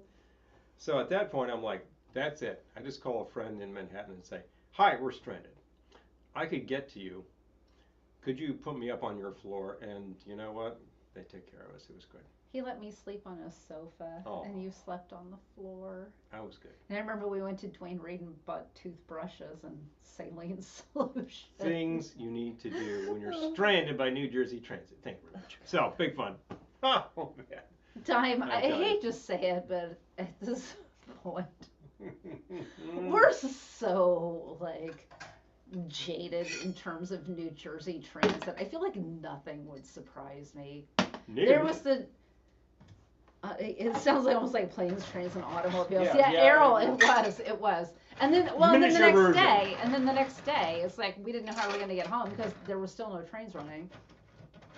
So some friends, we like took some completely other train line, and our friends came and picked us up and drove us to. Didn't we get to Hoboken and found out that there was nothing running? Yes. I got in touch with So them we and went said, back to Grand Central. Kate, if we got to, could you Beacon. pick us up? So we actually go back to the city, get back to Grand Central, hop on another train, get up. Like a lot of train fare later, and friends pick us up. Boy, Oh my God. friends that you treasure, you know. So this is, you know, if I take care of people around here, it's because sometimes they take care of me, and etc. It's all part of the game. It was crazy. It But was the nuts. the worst. Okay, that was a whole weekend odyssey, which was bad.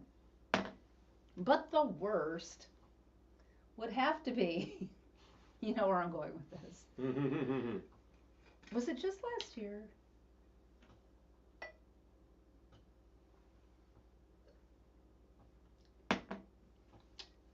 Or was it 2 years ago? No, I think I won't do that. Okay, we were on a commuter train coming home one evening, one Tuesday-ish evening. Balmy Tuesday evening, yeah. No, it was not balmy, it was cold. No. And the train we were on stopped. And stayed stopped for a really, really, really long time. And finally they announced that we all had to get off at the station we were in, which I say station. There's no station, it's just a platform. So we all get off and said we're going to have to take buses.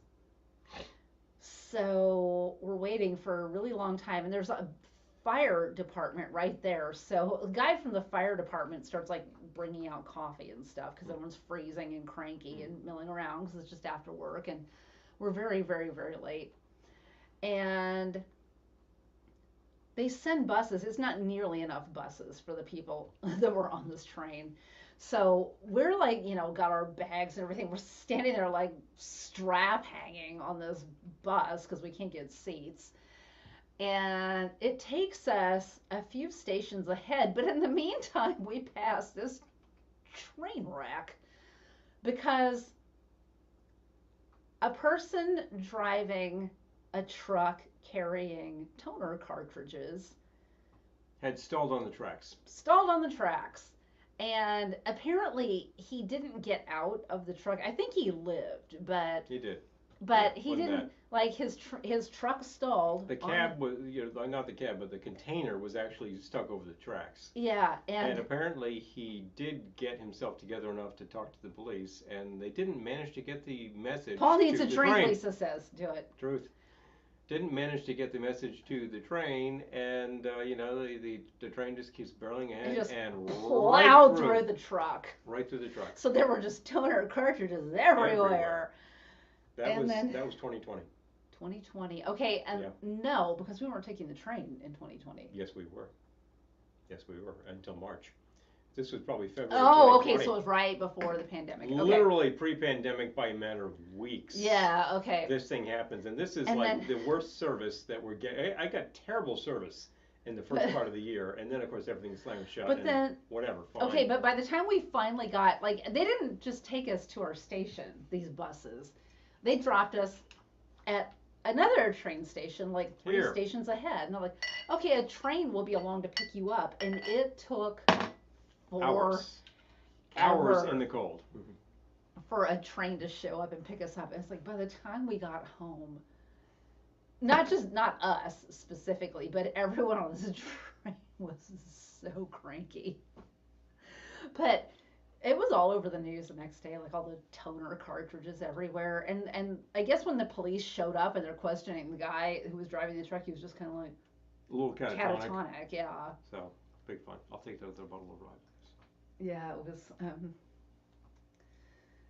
That that makes the Amazing. that makes the blizzard weekend seem like okay, So, nature happens, but yeah. Not exactly a walk in the park. Hi, but Devin. Good to see Hey, you. very good. Come on. Toner cartridges, bet that left a stain. Carbon Oh my god, it was everywhere. crazy. everywhere. Could sell your curtain rings for earrings. Oh my gosh, planes, trains, and automobiles. We just watched that again the other night. Oh, I love that. That story needs a film. It kind of does, Dime. At least a short film. We actually, a friend of ours, Thank you, Devin. taking the same train, took video. And I saw that at the time, and I think it came up just a few years ago. Hey, 3 years ago. So this is what, just 3 years back that this happened. Oh yeah, the Steve Martin rain, and then Edie McClurg. The classic. You're effed. The classic. The classic. People still come up to her and God. ask her and say, could you say the line to me? And Peter says, That's I a lot. suggest some Four Loko for a train ride in the winter. We seriously. At that point, I don't think we would have turned it down, honestly. We got on the train once where we bought some pre-drinks, and the Okay, well, all the right. joint that we were at actually had a can of some pre-mixed, and they had Sex on the Beach. I'm like, this is idiotic, but how bad could it be? So I tried it. I'm like, it was not great, but it was also a really tall can, so it'll get you where you're going. I thought you were going to talk about the time. There was one time we were going into the city for a party, and I think, were we spending the night? We were not going to be driving anytime soon. No. So we got to the trains. We drove to Suffern, New York, which is like 40 minutes from here. But there are a lot About more right. trains on the weekends. So we parked there, and I'll it's take just that cherry, please. a lot easier to get home. So, but we had packed some cocktails. We're like, well, we'll pre-game before the train. So we're sitting in our car waiting for the train, drinking, and we look over, and there's a car full of young women all drinking Four Loko. We're like, is there anyone in this parking lot actually not drinking? We were in a parked car, by the way, yes. Yes. Well, no, we weren't driving. We were not about driving. to get onto a train. But yeah, I said we weren't going to be driving for a long time. So just noting that when Don't drink and drive. when the zipper here down says I'm in a car drinking, no, we were not Don't in a car drinking. Drive. So Don't be stupid. Take it from Glendora. Don't all be right, stupid. Don't be stupid. What are we drinking now? Train Train cocktails? cocktails. Oh, what are you making, Paul? I'm making a. Oh, Jessica says Kelly should make a dress based on Miss Frizzle. Oh, I love that idea, Jessica. Who's Miss Frizzle? Thank you. Oh. So you are actually drinking something that you just made a second ago. That was Applejack, maple liqueur, lemon juice, the cardamom. But no, I made that. You made a different thing. I made this What was I one. saying? That was Rye, cherry, sour lemon, cherry, black walnut lemon, bitters. the black walnut. Yeah, and you smoked it. Smoke Good. it. Everything gets smoked today. I'll take the Chinar, please. I might have a really stupid idea, but stupid ideas are us. If you have a stupid idea, execute. That's all I gotta say. So let's see. Ooh, I have some more drink. Stupid ideas are us. I'm doing a Manhattan based on what I got here. That actually works. That Okay. works just fine. So what have you done? What have you done? Okay, are you ready? Are Yes, you psyched? I'm ready. Okay, 2 ounces of rye. Oh my God, we're using up the rye, aren't we? Well, I used up the first Okay. bottle of rye, but it was like that much, so 2 it was ounces time rye. for it to go. It's a combination of the Overholt and the Sazerac, which it is, as a matter of fact. And a 1/2 ounce of dry vermouth. Okay. And then I used probably a 1/4 ounce of the sour cherry cordial. Oh wow, this Taking is it gonna be like- weird. Taking a fruit cordial too. I'm sort of gassing up the dry vermouth. And then I said, you could actually use Chinar in place of the vermouth in a Manhattan. The bottle even says so. And it's a really good idea. It works well. The bottle even The bottle says. says so. I always do what the 1/4 Chinar bottle ounce says. of the Chinar just to give me some bitters. And this actually takes it to an interesting profile. I always obey Yep. whatever the Chinar bottle says. I'm just saying, the bottle says you can do this. And I'm like, well, it's a fun idea. Okay. You use chinar in place of, which is better than certain substitutions I've heard. Oh. And shake. Mama's here and out of a sour cherry. Wow. Oh, no We way. might be able to set that up for you. I do. No ideas are stupid. Ding. Ding. Amy, I'm thinking about smoking my Ding. wine. Now tell me if you don't think it's a stupid idea. I need to change my profile. We could probably set that up for you. I think the actual organization of the Moai is in fact out of the sour cherry. That's only because. And we could probably still fix and you know why? that That's for only you. because member Dan bogarted the lot. No, he really does actually buy out whole caseloads of this stuff. Loves Good this thing stuff. we live near where they make it. Isn't it good to have a good customer? I'm just saying. So anyway, so I shook up what is really a Manhattan type. Oh, smoked wine, go for it. You know what? I will as soon as I'm done with this. Okay. And I'm going to So do you shook what and you shake and did. strain. Yep, shake and strain. All right. Is this the right size cocktail glass? Yes. I think it is. Okay, so I'm straining that in. All right. Hold on, I got a copy of this. Oh, I get a bonus. Now, what kind of chips are you going to use? What haven't we used? I'll use those. I don't think we've used the apple. I'll use the apple. All right. Which one's the apple? Ah! This one? I can't, honestly, I can't read. I don't have glasses over here. Hand them to me and we'll see what's up. Whoop. Don't do that. It's oak. Oak. Okay. All right. So Process of elimination. Must be that. Hold on. This is like that whole card trick thing, you know? We're gonna run out of options. Is it this one? soon. Nope. Apple. Okay. This one? Nope. All right. I'm gonna change it I need to to applewood chips. Lower this for just a your little drink. bit more. So that's a really good Manhattan I'm to gonna start with. try smoking wine. And since this is a very rudimentary mixed drink, it's just a few ingredients with some bitters, that makes a cocktail.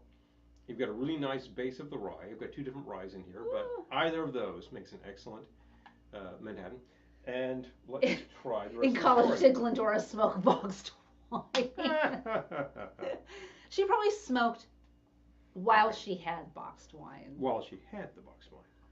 Right, so again, I don't want to mix and worry, so I'm going to get rid of these chips. Ah. Okay, Right back. Christy is now me. Or This is her. me. It's her. No, it's Christy's not me. She's not me. Christy's her. She is her. And we're happy you're here. We're happy. Yay! Oh my gosh, this place smells so good from all of this chip smoking. Ooh, smoked Cabernet might be good. Ooh. We'll at least have to try it when I get back to Tulsa. Where are you, Errol? They do age it in burnt barrels. I'm going to try it as soon as I finish this. Okay. Let's see here. What gets Asian in bourbon barrels? Jessica has a question. Do you have any cocktail trends for the coming year? Oh, well, good question. What is up and coming What have I now? seen? There are a couple things that I've seen that I can kind of relate from Imbibe magazine. Mm-hmm. It's been talking about wines from really unusual places, like Georgia. Now, Georgia's been making, now we're talking Georgia like, former SSR. Yeah, not Georgia, Eastern Europe, not Georgia, Not US. Atlanta. Now, Atlanta, right, somewhere around there probably does make wine, but Georgia, Eastern Europe, actually has probably he's been in Louisiana, making got it. wine for 5,000 years. So they do make wine. It's probably not that well known, but they were talking about some really good things. And some really unusual things I feel like they're always coming bourbon. Hold on. from Greece, actually. Now, Greece has been making wine for an equal amount of time. So it's interesting that these things are getting celebrated and taken a look at now. So that's one thing. And another was still the burgeoning Amari. The Amaro category used to be a few things in the States and nobody really cared very much. And then suddenly it went bang. Ooh. And now you have a lot of Amari happening and a lot of domestic producers. Smoked are going for Chianti, it. Peter. Hello. Ooh, la, la. A lot of domestic producers Oh, are Nick doing... says, I've had some Moldovan wine. Yeah, it was pretty decent. Okay. Moldovan. Yes. Yeah. Oh, yeah. There's all sorts of little areas, and they're all they're in places that have a climate that'll support it. And if it's not like the climate that will do Côte de Rhône, then it might be climate that will do Riesling. And you get a different variety, and it makes wine, and it makes excellent The wine. latest issue of Imbibe is all about holiday tropicals too. Oh, truth. And I don't know if that's because of like Beach Bum Berry's whole Sippin' Safari pop up or pop-up what, happening but there? yeah, but Yeah. yeah, like holiday tropicals. All right. I need a little spoon. Mm.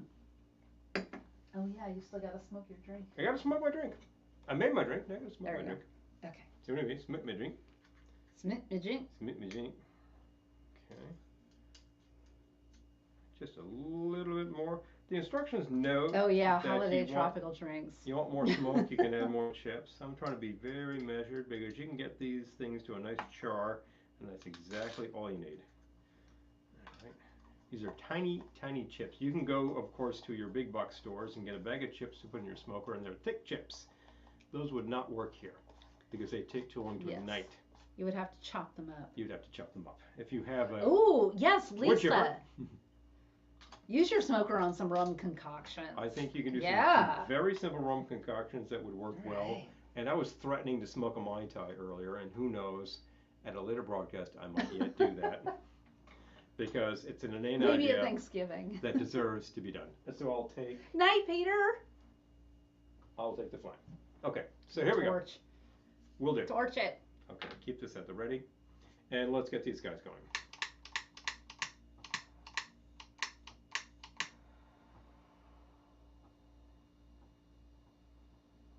It's really easy to do. I feel like for the effects you get, it's super easy. Bang. There we go. Okay.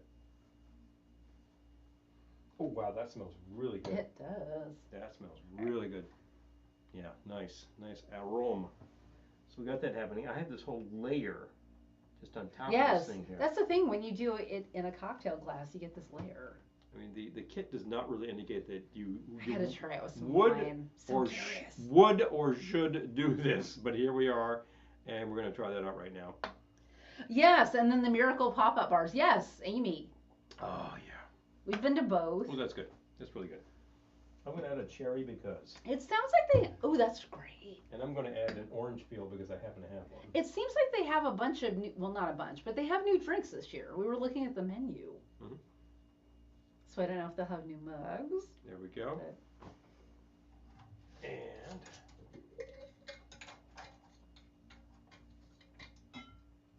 come on, move. Out of my way. you were also saying, okay, so this isn't a miracle or sippin' Santa, but if you're free and in the area on December 9th, Jet Set is having their holiday marketplace again. We went last year, it was really fun. So yeah, we're gonna go again this year. I've had smoked beer. Oh, Amy said smoked rum. That's a very German kind of thing that they call Rachbier. And It was really good. Unique and good. Nick. Yeah, Unique and good. yeah. Never Oh, yeah. had a smoked drink. I hadn't either done. Well, no, I guess maybe I had tried one, but I tried yours. Yes. Yes. Yeah. Yeah. Well, I've But had I'm enjoying. I a love the few smell. It's like places it smells that great we've in this been. place now. And again, this is a tiny amount of wood that's going on. It's just a little bit, and it's just tiny, tiny chips so that they will torch very quickly, give you that aroma, boom, and you just like infuse it and you go. It's a quick burst of flavor. It's really within the whole idea of using a dash of bitters to give concentrated flavor to what you're doing. And you know what? The smoke is dissipated, and I still smell it. And I just added some more aromatics by throwing in the orange peel. Yeah. And actually, Oh, like, you know what? Maybe I'll do give that with that the a spritz. wine. mhm. We've got some peels over I there. meant to use it earlier, and there was so much going on in that glass. There's a lot going on. in that You know, glass. I was like, Yeah. I don't think I need an orange peel.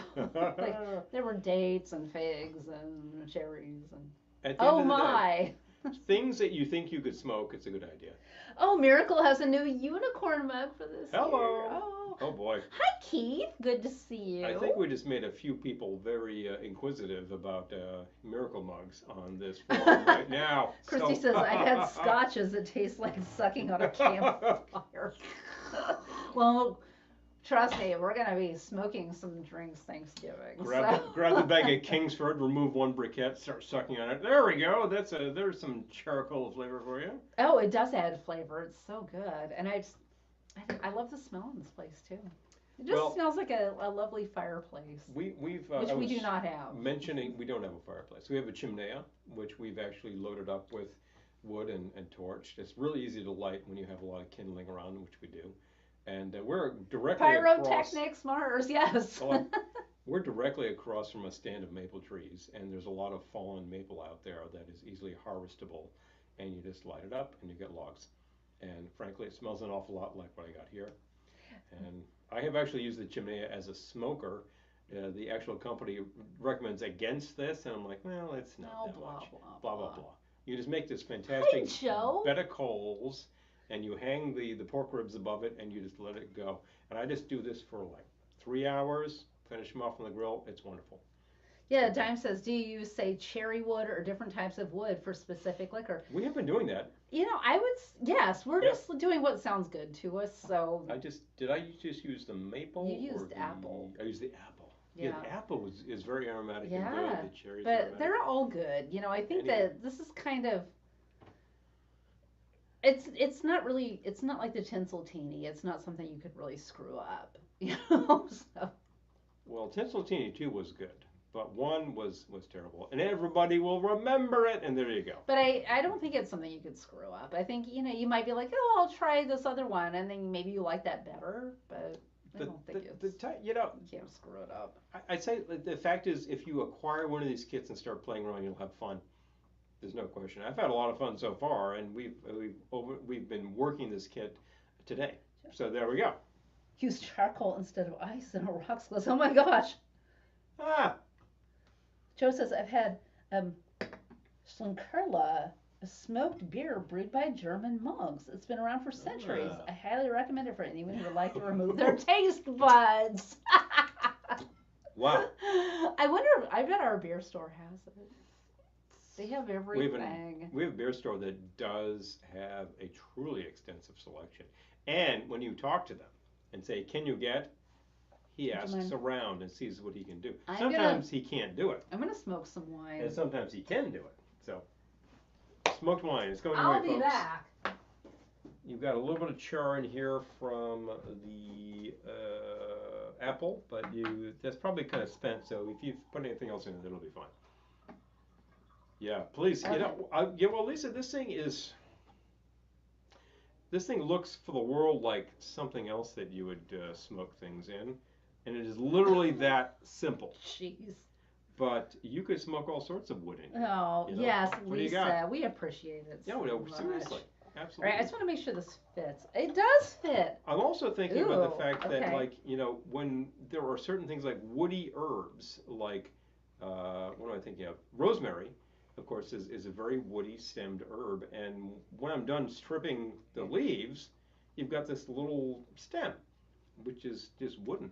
And I think, suppose I threw that in there and just hit that with like some rosemary woody smoke flavor. I would try that. So, what do you need? Oh, yes, of course. Thank you. Okay, so. Stop that. There we go.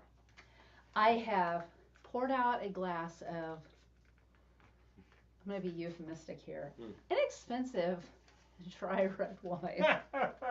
And that's a good one. And expressed an orange peel into it. I'm Expressed orange peel. Cherry smoke. Smoke on the water. Which one was cherry? Which one was cherry? Didn't I just? No, I didn't. No, you had apple. I used the apple. Is that cherry? Yes, it is. Okay, good. How about that? I remembered that from where it was in the box. They are colored differently. Not that that's going to help you too much. You have to read. The green one is apple. Which makes sense. Yeah, rosemary. I think that and I remember, what was the other woody herb? The stems of oregano. Okay.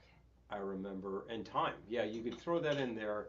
I would throw that on the fire just to like have some kindling, and it smells awesome. It was just great. It smells awesome in here right now. It smells really good. Okay, so. Tomorrow we'll see what old smoke smells like, but right now it's pretty good. I'm not worried about it. Yep. Okay, so. I had it. You had it. Okay. Okay, let it go. I got some coals going. All right, hold the bus. Yep. Got to be All ready right. with that cap. And sometimes that leaks. There you go. Press them down, let them rip. Look at it. Can you see the smoke in the Soaked glass? wine. I can see that. Hello. I don't know if anybody's ever smoked wine. I don't know. Should I do a little bit more? Yeah, torch that a little. I'm gonna torch it a little Torch bit a little more. more. I feel like it can withstand I think it. we'll stand it. Question All right. from Errol at Mesquite Chips. Sure. Sure, why not? It works for pork. I don't see why it wouldn't work for wine. Or Because the pork cocktails. and wine are the same thing, right? No, because they Real. in this application again. they work fine. Hey, leakage. Get over there. Get in there. Ooh. Come on. Wow, look at that. You can really see it now. Yep. Better. It's a good thing. We can see it. With the light, I'm not sure you can Now, see it. mesquite chips, of course, for your smoker grill, they're like this big. So you would have to figure out a way to just grind the hell out of those to get these tiny, tiny chips. Glendora would be proud. But, I'm sure that you can engineer something to make that work. It's not that hard. Ooh. It takes a tiny amount in this kind of smoker to make it work. Smoke on the water and on Kelly's wine. Ooh. Notch makes Maybe. a smoked lager. Yes. Okay. Yes. But it's a new. Do more. A lot of people would say, "Hey, new toy," and I say, "Yeah. Well, also new tool." He doesn't like the word toy. Toy makes it sound like it's a joke. Smoke is still trapped in there. Tool make it sound like it's something you would use to make a cocktail with a specific flavor profile. I like that. I don't know how long I should I mean, we've been using shakers and spoons and strainers. They're all tools. Tools of the trade. Shakers and spoons and strainers. Oh my. So, in the meantime, I'm still enjoying this fun little Manhattan here, which I'm still getting a smoke note out of this, which is great. That smoke dissipated long ago. And the rest of this just looks like a nicely balanced drink, So. I went out and bought groceries and stuff today. I'm like, I may never leave this house again. It smells good. We're done. We're done. Okay. I do enjoy. It's still. I do enjoy using the chimenea to Let's just try it. hit a few logs, and to sit out there with a fire and keep it stoked. And it's a great way to burn up all of your junk mail. So. Oh my God. Smoke wine. That totally elevated this cheapo glass of red wine. Oh, it's different. It is different, right? It has the orange peel in it too. Mm-hmm. I just poured it.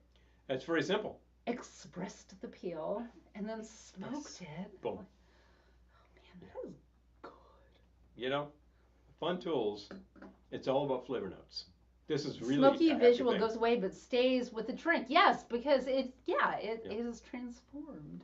Because the smoke will dissipate quickly by its nature.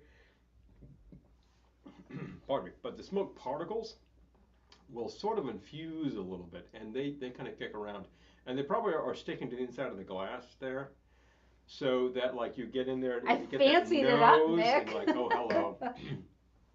You got that fancy going on. Nick, you gotta come down and go to the Jet Set Market with us, and then come back here for a drink after.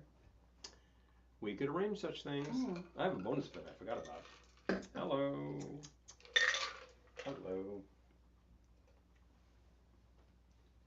Here I am making plans for everyone. I have no idea what you're doing on that day, but here I've planned the day. Let us know if you're going to be in New York, because we love company. So come on over to the Velveteen Lounge. Come on down to the lounge. I'm sure that would be like a $25 glass of wine and a bar. Yeah, probably. At the end of the day, there are places where you get a glass of wine and you're like, I'm looking at this label and I'm like, that's not really that much of a glass of wine. But these days, restaurants are in this sort of bind where inflation is kicking them really hard. And if they raise food prices, people will start grousing. So what are we going to do? Raise liquor prices. It's so pathetic that the place we went to last night, Glass House Tavern, I'm looking at the menu, I'm like, cocktails are only $17. What a bargain. Like, because for New York City, that is a bargain. Compared to some places where they're 25, I know. which is Or absurd. more. Which is absurd.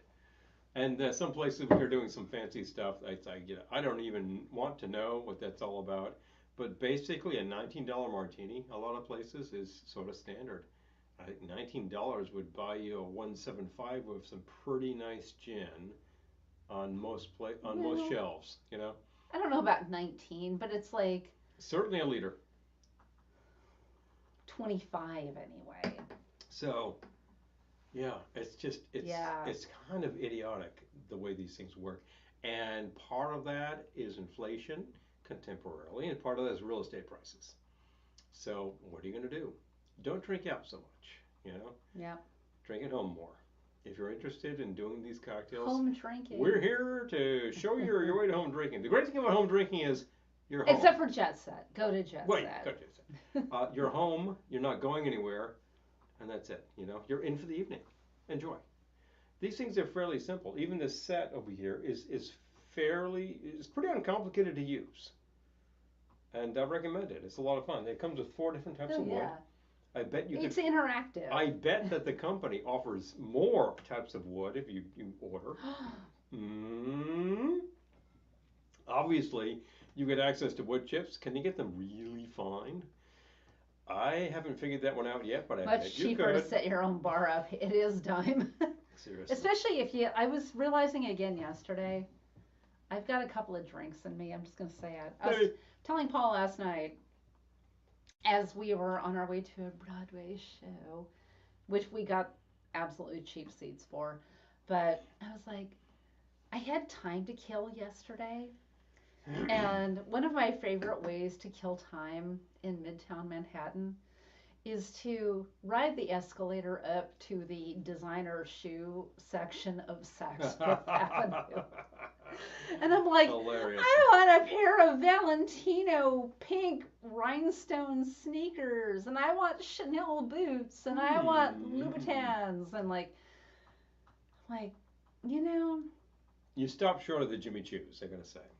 I That's picked true. up a pair of Jimmy Choos. I fondled them I anyway. didn't try them on, but I fondled them. Oh, man. But I know just, what these things are. I told Paul, I'm like, I just have to come to grips with the fact that I have champagne tastes. And the thing about having champagne tastes is you can buy liquor at the liquor store and then bring it home and make drinks. And you could buy nice liquor. And when you factor out the cost drink ratio, Yep. when you buy it at the liquor Cost store and per- bring it home, it's a lot less money per drink. It is substantially. I mean, it's kind of absurd how much you would save. Those sound like Everybody's doing sitting shoes, Christy said. There was a pair of Truth. sneakers, hot pink sneakers from Valentino. They were hot pink, and then they had hot pink rhinestones. I'm like, I will just shut it down. I will just wear those every day for the rest of my life. They're probably like $800. I'm like, I didn't look at any prices because I was not shopping. I was looking, but I'm like, oh, yeah, those. And those. Okay, so is it Andre versus Dom? Okay, well. I feel like there's a middle ground there. There is. Between Andre and Dom. I would punch above the Andre at least until you get to like a decent. Home drinking is the best, Lisa. A decent cava, because if you want to like get off of expensive champagne, find the other sparkling wines, and like we frequently drink cava, and there are some like great brands that you can have for something like 10 or 12 a bottle. That will do the job just fine. I would say like your sweet spot is maybe 15 to 20. We pay that? Well, unless you're buying homemade Cristalino. Which we frequently find for something like 10 a bottle. It's like 13 now. Oh, it is? Okay. Yeah, it's gone up. Oh, but yes, inflation. I think for There we like 15 to 20, you can find a good bottle. And it's not champagne, it's going to be like Cava or Prosecco. Yeah, But one of those things. Prosecco is still priced very reasonably. And there are other things out is there. Glendora more of an entree? Glendora has Veuve. tastes. I'm just saying. Mhm. Oh my Yes. gosh. Harold says, speaking of shoes, our friend posted a picture of him on the beach. He was wearing work boots. Lisa laughed and said, that would be what you do. Oh. I'm not liable to do that. I wear appropriate shoes for the occasion, and the beach is not that occasion. The beach is the occasion for your sandals or bare feet, and there you go. But on the work site, I hope you have steel toes, and there you I don't know. I have expensive taste. I would rather have one pair of expensive shoes than Yeah. 10 pairs of cheap go. Cheap shoes. shoes. That's just me. Cheap shoes equal pain, much the way that like really Well, even if they cheap don't, cheap bubbly also equals pain. even if they don't, So I don't recommend that either. even if they don't, I was like, I don't know. It's a slightly disturbing thing to realize about yourself. But there are ways around. When I was getting my headshots done in August, I realized I needed a bunch of new stuff, so I went to Goodwill and I found a Cynthia Rowley dress and a Tahari dress, and they were both like $7. Something. You have to look very carefully. These things can be had. And You can find this stuff secondhand. And the same thing is true of your liquor shelf. At Yeah. your local store, if it's well stocked, you will find a variety that's all over the place. And certain categories that used to be pretty moribund, like gin, which was like 3 different products, are now 100 products. And how do you tell them all I apart? have a Rolex, but it's just a Rolex.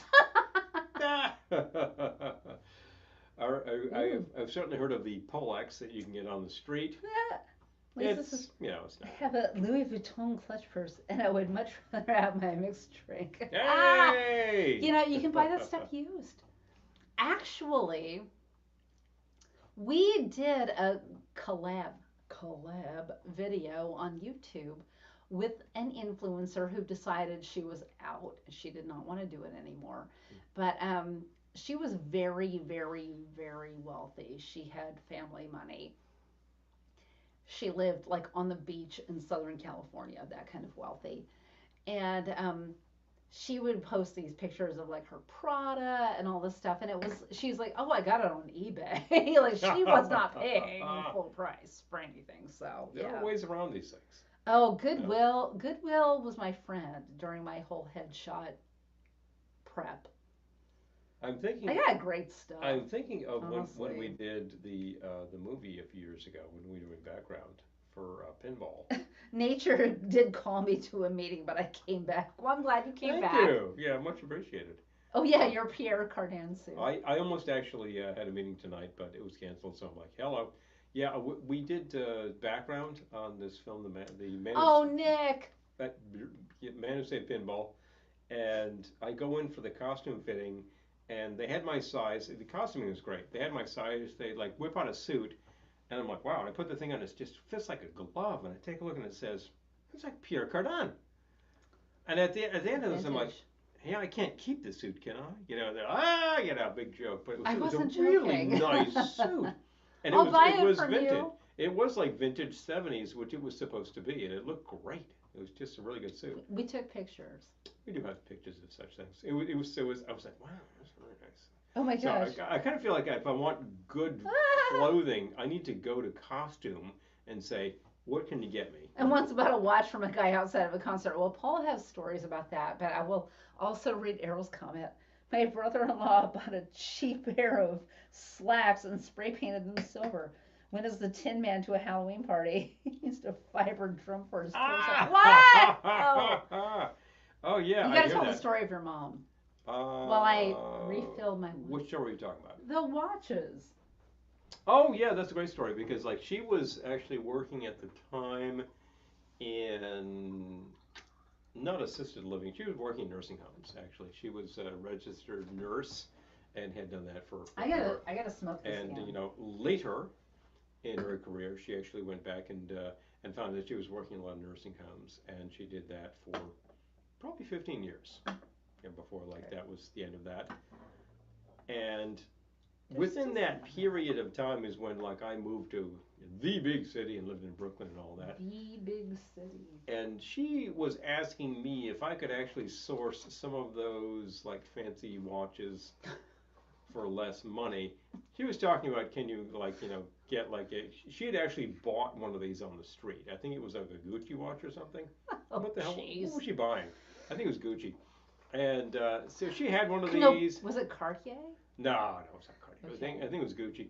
So she had one of these that she was using for timing. You would time pulses with this. Oh, jeez. And I remember her asking. You're timing pulses with a watch you bought on the street. So. Is that a good idea? I can't speak to this. The woman is not alive anymore. She is not alive. She anymore. can't answer for herself anymore. Is So, that a good idea? so she asked me like that her co-workers were saying, "Where'd you get that watch? Could you get me one?" And she asked me if I could actually source this. So I was like, Can we all okay. use Furious watches? No, to not time a problem. pulses? So I go to Canal Street and I find the dude selling watches, and I like make a deal. I bought her a couple of timepieces, God. and they're gonna last 2 years and die, whatever. 2 months and die. They're fun. It was a lot of fun. They were cheap. So that was the story with the watches. And she went through a few of those. I didn't realize when they were hers using died, I these bought her a for replacement. medical purposes. That's just not okay. What do you think an RN does with a watch? Well, I know, but like a spurious watch she bought on the street? Darn. There we There go. you go. The thing about a timepiece is that You're gonna tell me the thing about a timepiece? as soon as you get to like the era of like the quartz watch, they're kind of all the same. Ew, look at The all really that cheap smoke. ones Look are- at that. I know, I understand. The really cheap ones are not He understands. good timepieces and they will die on you. But do they keep worse time than the really expensive ones? Probably not. They just won't last. That's the big difference. Don't worry, Otto. Yeah. So it's Smoking my cheapo wine. back in the day when this was all mechanical things, some of these things were not very good. But, quartz keeps excellent time. But I mean, was it really quartz that's a though? quartz Because it watch. was on That's a the cheap quartz watch. That's a cheap quartz watch, I know, but it was. I'm It not comes from a sure box. that.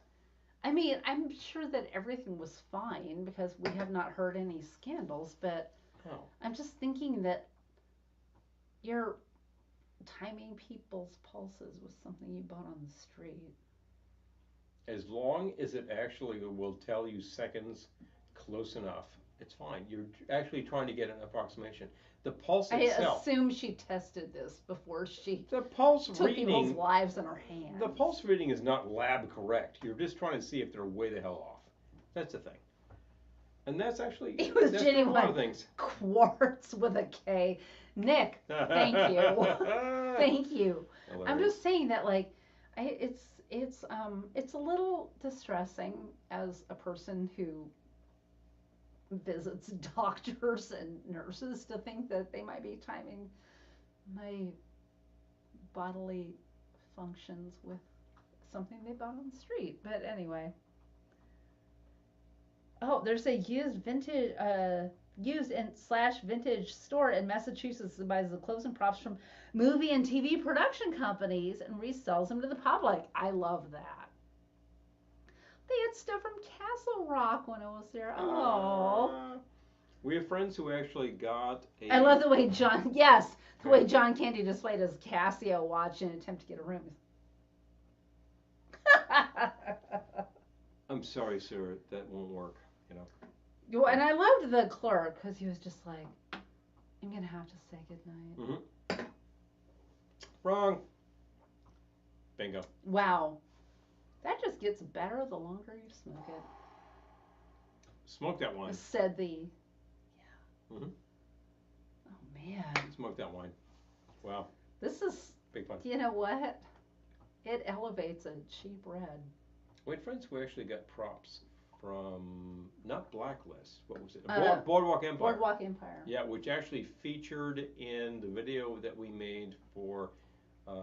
Mysterious Room. Yes. That was made on the beach.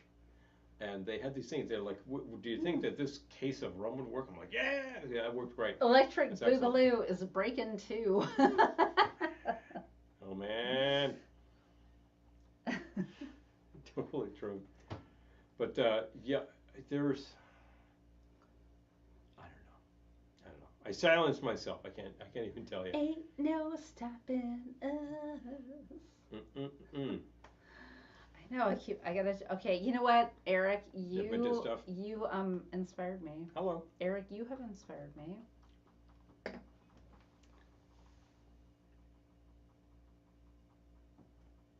Everyone is reporting that the strike is over. Except. Mm-hmm. Oh wait, no. Wait. SAG posted it. The strike is over. The strike is over.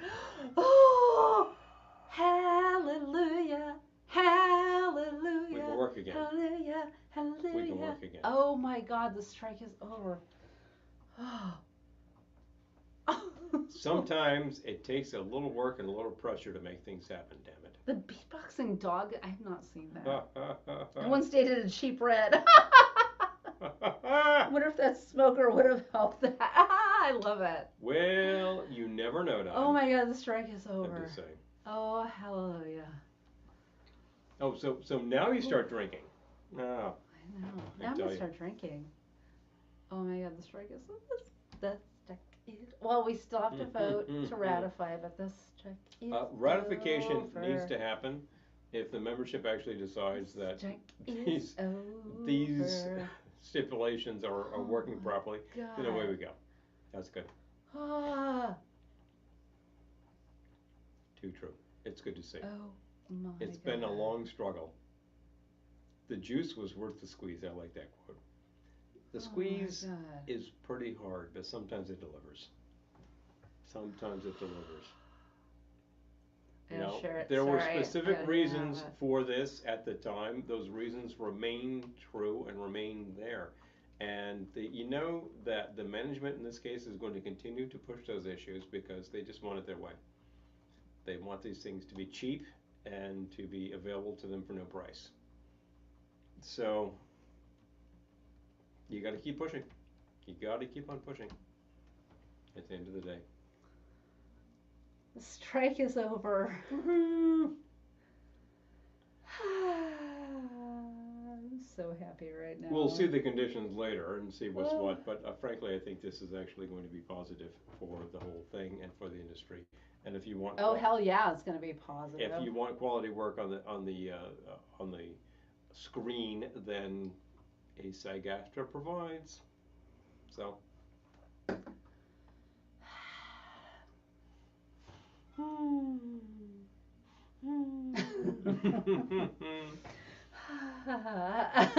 Strike is over.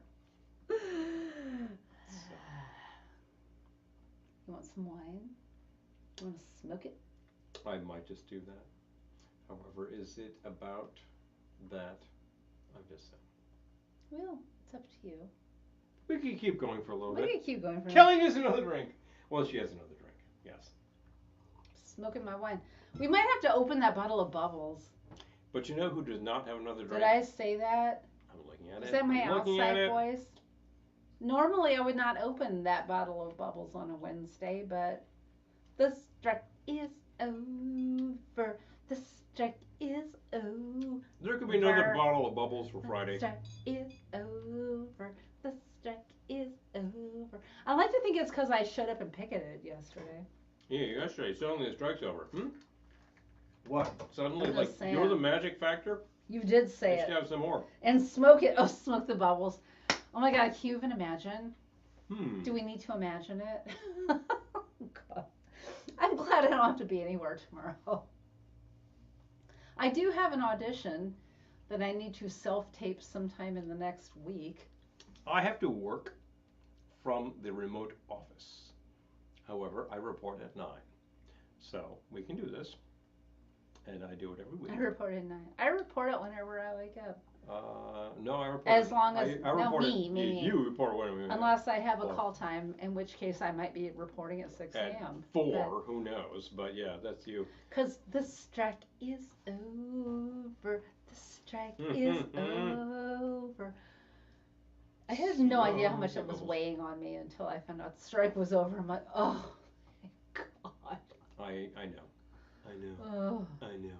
I know. Smoky bubbles. In the wine. Smoky bubbles in the wine. That would be smoke. Smoke versus bubbles versus. Yeah. Oh. Would it rip the fabric of time and space? Should we find out? We may wait till Friday. We'll see what is. We'll see what is. I'm trying to think what else I could do that would be interesting. In a smoke sense. Well, you did that. Well, you don't have to reinvent the wheel. You could just have one too. Yeah, it's true. It's true. Let me take a look. Do not feel like you have to reinvent the wheel. No wheels. Let's name the drinks that we did not name earlier this evening. No wheels, no invention. So, all right, let's crowdsource names.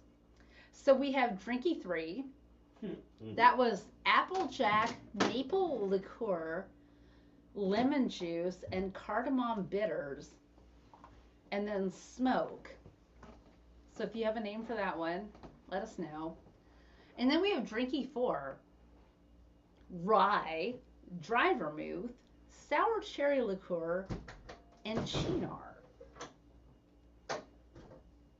We'll crowdsource some names for these bad boys. Smoke gets in your eyes, Amy. I love it. Smoky Frangelico. You know, that could be good, Eric. I'm just saying. That could be okay. All right. I like Smoke gets in your eyes. Let's name that. Let's make that the one with the sour cherry and Cynar. Smoke gets in your eyes. Thank you. All right. Okay. We got one more to name. Okay. That is the one with Applejack, maple liqueur, fresh lemon juice, and then the cardamom bitters. So it's really an Applejack maple sour with cardamom bitters. It's a little bit spicy. Little bit spicy. Okay.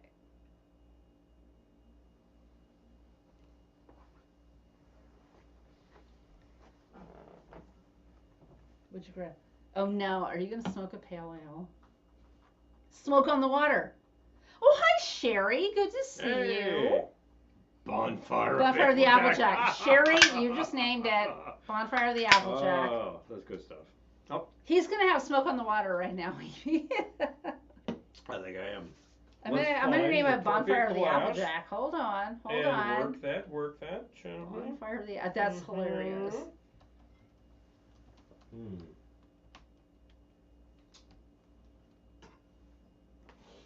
All right, this will work.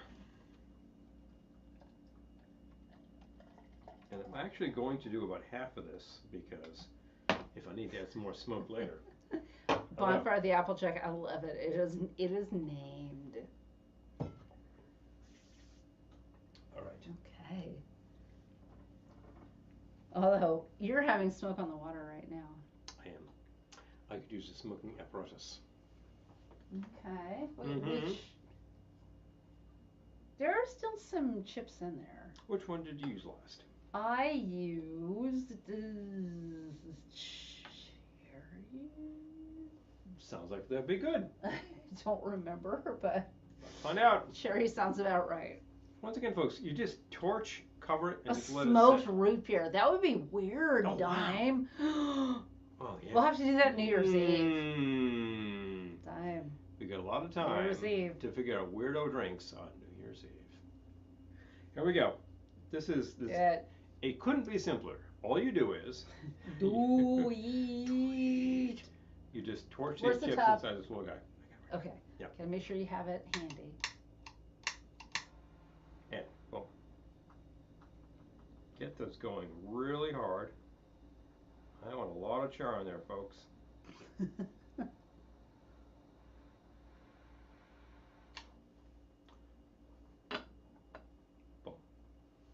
Cap it. Smoked root beer. I What know, about it does this? sound interesting, right? Root beer itself has all sorts of flavors. Some of them smoky, actually. So let's see. The strike is over. The strike is over. I'm probably not going to be able to sleep, though, because the strike is over. I like that sort of like layer of haze. I wouldn't call this one Los Angeles. No, there we go. San Bernardino Valley? San Bernardino. Mm-hmm. Orange County?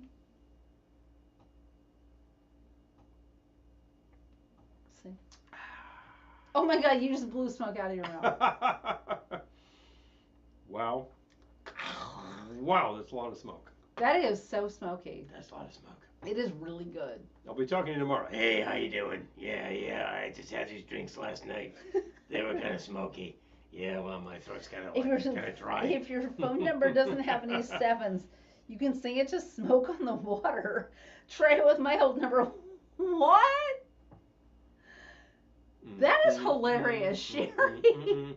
I'm going to take a screenshot because I might not be up to that right now. But that is so funny. There we go. Yes. Los Angeles Okay. and Purple Haze. I might be doing that tomorrow This morning. this one was more of a standard gray haze, but it would be pretty easy to make this purple.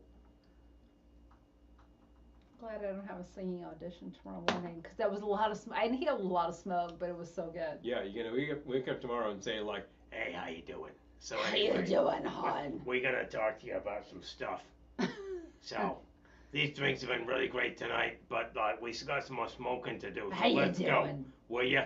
Oh, God, so Oh, funny. wow.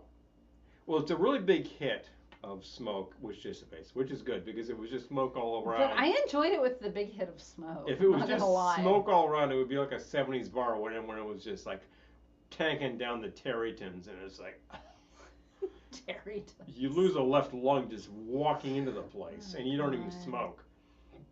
I had been in those situations at the time. People smoked root beer. I'm telling you, TikTok that. Oh, God. Checking it out. I wish I could get my. Yeah, you'll be famous. I know, dime. I have an acquaintance like nudging me to lean into TikTok. I'm like, oh God. I have posted TikToks. I've had TikToks that have gotten a lot of views, but I don't know. Like, damn, TikTok, man. Another platform to spend a lot Another of time on. thing to get hacked on. Well, you said it again. Another thing to get hacked on. Mm-hmm. I feel like I might want to try this with different chips. Well, you'll finish that wine easily. I didn't even finish it. I'm going to top it. Oh, there we go. Try it again. More chips. Oh my God, that's Guy Woodhouse. Mm-hmm. Yeah, it is. John Cassavetes. John Cassavetes. Pardon me. On Columbia. Right. That's what we're watching. I need to get rid of the chips here. So you Oh can my tell God, the difference. Sherry says try it with something green so it can be Puff the Magic Dragon. That is such a good idea. Man, I was smoking pancakes. Ah!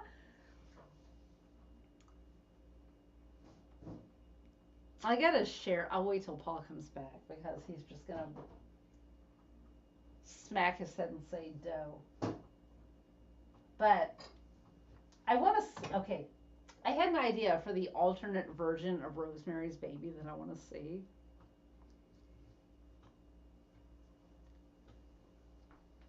I'm going to express some lemon peel into this. There's already an orange peel in it.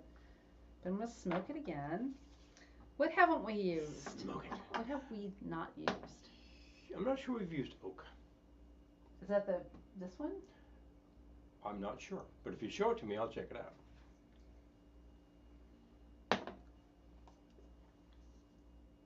Yep. All right, let's try oak. Milk. Mm-hmm. I had the craziest idea in the shower. That's a good suggestion from Errol, by the way. Don't use the H word. I've been electronically violated. Electronically violated. If I say that, I'm going to be saying that from now on. If I say that on the air, I believe that either of these venues will be like, "You're shut down." Ah! If I go into a store and I feel like, oh, they ripped me off, I've been electronically violated. Errol, thank you for giving me my new expression. However, that's kind of awesome. I really do appreciate that. Okay. All right. Oh man. The strike is over. Because the simple fact is that we were in fact electronically violated. So. Where's the? Oh, here it is. Okay.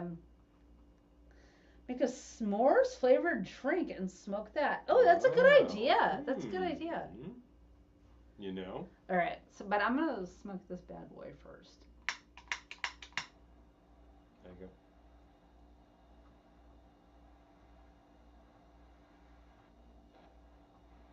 Torch those chips.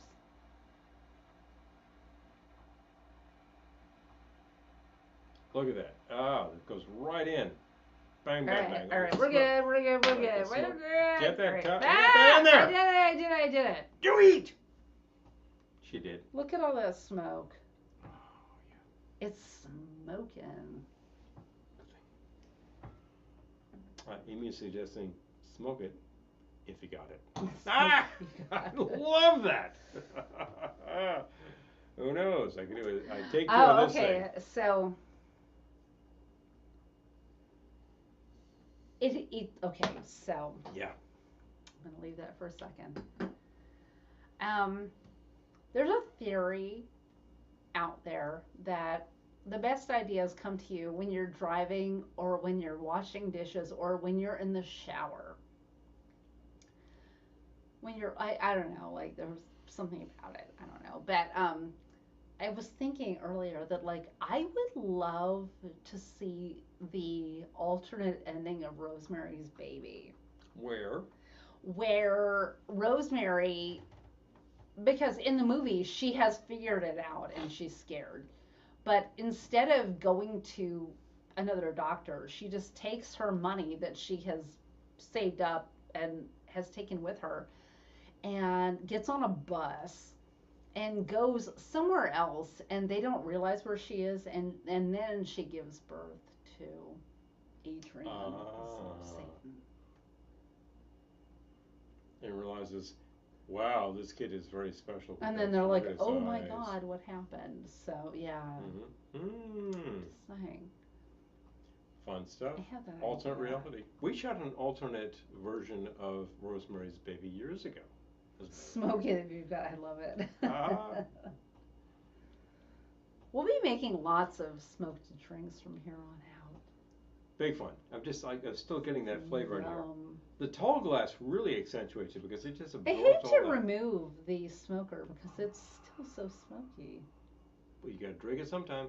I know. You cannot drink it through the filter. No. There's no straw hole. Plus, drinking wine from a straw in Glendora would be so embarrassed for me. Seriously. All right, I'm gonna try it. And boom. That is so good. Just saying. Woo. On the nose, just Yeah. like that. Yep. Right. Flavor notes. Big fun. Mmm. So good. Or when you eat this edible, I'm on. Holy cow! I can think clearly now. My ADHD is gone. Oh, dime. Well, good. Good. I'm glad that worked out. Oh, that's awesome. Look, if it works, it works. All of these things. Some of these things were banned for years for reasons I can't name. If it works, it works. People are on a lot of medication these days their doctors are prescribing. And what's in there? I don't know. If these things do the job they're supposed to do, you're in good shape. Amen. And there are those who say, well, we shouldn't be doing any substances. I'm like, we do substances every single day. Don't be silly. So. people who aren't doing substances are doing substances. I'm Probably just saying. because they're doing something. You might not be like drinking, but like, oh, I take a buttload of pills, or I like to shop, or like, I don't know, like whatever your thing is, like, Whatever is you know, hitting the serotonin yeah. is what's getting you. So like, there's the thing. Yeah.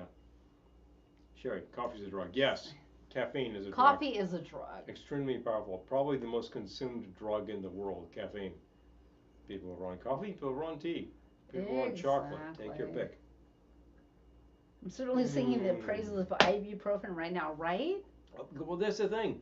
Yes. If it does the job. Sugar? Like, I don't know. Like, Hello. it's all a thing. There's all sorts of things out there. And I feel like whatever helps you get through the day. I can't really demonize.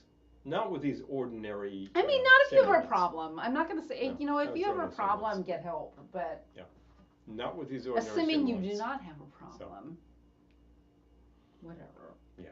Assuming, yes. Sugar is a drug. It's extraordinarily addictive. People will Yes. go nuts about the sugar. Yes. And the sugar with the chocolate, oh boy. I know. True. I'm just saying that, like, you know what? If it's a problem, get help. Mhm. And if it's not a problem, do you. Keep doing what you're I doing. hope we straighten that out. Keep doing what you're doing within obviously established limits. There you go. I'm enjoying our tree over there that has food on it. That Yes. is our newest Thanksgiving tree, which she decided it needs food. So she found some food, we hung it on it. It's plastic food, but it's hilarious. It's a lot of fun. And it's topped with the turkey. It does have a turkey on top. Mhm. I should post a picture. Please. Life is too short not to socially imbibe. Thank you, Dime. I could not have said it better myself. I'm going to take a screenshot of that, actually. If you're a Mary or a Rhoda. I'm just thinking of Romy and Michelle's high school reunion. I'm the Mary. I'm the Mary. I'm the Mary. I don't know. But the question is too true, too. Yes. Who Although is the I Mary? have thought about this. I'm like, am I a Mary or a Rhoda? And you know what I came up with? I'm a Georgette. Oh. So you're going to say you were a Phyllis, but. Now, well, I believe I have Phyllis tendencies, but I'm a Georgette. I feel like between Mary and Rhoda, I'm a There are Georgette. all sorts of things. All right, is it that time? It might be that time. All right. Okay, all right, folks. we gotta go. Ooh, we're pushing 2.5 hours. This is a long Woo! broadcast. All sorts of good stuff. I wish you were here. It smells so good in here. It Yeah. smells like a fireplace. Only we don't have a fireplace. I'm not going to say light a log inside your house to make it smell like this, because that's a hazard. Don't do that. However, if you could make it smoky with wood chips inside your house in an extremely minor way, It smells so it's good. all sorts of fun. It's just a little bit of flavor. That's all it is. So. All right. So we will see you next Wednesday. For another autumnal themed broadcast. We're still working the brown goods and the smoke and the And I'm leaves thinking and of- whatever. Lisa suggested in the Velveteen Lounge Kitchen VIP room, which if you're not in the VIP room, I wish you would You could please be join. there. Prohibition cocktails. Prohibition theme, cocktails. Which I love that idea. So let's do It's it. a great theme. And I will say, like right now. Oh, that- Julie, thank you. Please. Oh, yes, absolutely. Yes, Lisa, thank you. Please. Encore. Dime, yes, everyone. Oh, Errol. Okay, so prohibition cocktails existed because people couldn't drink, air quotes. And what did they have to work with? Yeah, good one. Not a lot. And what did they do with that? Night, Not Christine. good things. Night. We'll see you in no time. We'll be conversing with you. What did people do during Prohibition? Terrible drinks. Horrifying things that you should not do. So it's our job to look at those and say, that is a travesty, and that is actually a pretty good drink. Night, Eric. Because During that period, there were also bars in London and Paris that were like, well, we can still operate, and fun stuff happened. Yes. Those Yes. are still We'll try to find the drinks Prohibition that aren't era horrible. drinks where fun things happened. You gotta cut the wheat from the chaff. And I think we can do that because we are the Kerosene Velveteens. drinks. We'll try to avoid the Delicious. kerosene. Well, there were, in the period, all sorts of things were consumed in replacement of alcohol. And I gotta say, don't do that. Why did people do that?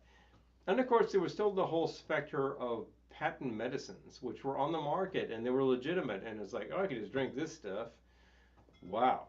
A lot of people were getting pretty loaded on really questionable materials. That was prohibition in this country. Like absinthe. It's, oh God. It's like a really fun topic that can go on for a long time. And I would like nothing better than to sit down with you and Errol and watch Prohibition, the special, and talk about what the hell Oh my gosh, happened. the Ken Burns special, yeah. Good grief. Yep. It's well done. It's well done. I need a drink. Vitamin and vitamin. I need a drink. But anyway, so listen. I would love to tell you about all the ways you can support us, but at the current, I think you can probably buy our record, and that's about it. We've been cut off by Amazon. Screw those people. Wait, Patreon still works. If you want to patronize us via Patreon, that works just fine. And otherwise, talk to us. Geez, I don't know sometimes. But we're really trying to keep this thing going properly. No. Bring it in. And we know, Bring it in. and we love you, and we know that you love us. So the simple fact is, I can say. Eric, it's on Facebook. It's a Facebook group. Facebook thing. Yeah. Yeah. If you're not on Facebook, make up a fake name, get on Facebook, and join the Velveteen Lounge Kitchen VIP room. Easy. Because, we would love to have you there. But just make up a name. Easily peasily. Doesn't matter. No big deal. Anyway. Yeah. All right. So the simple fact is.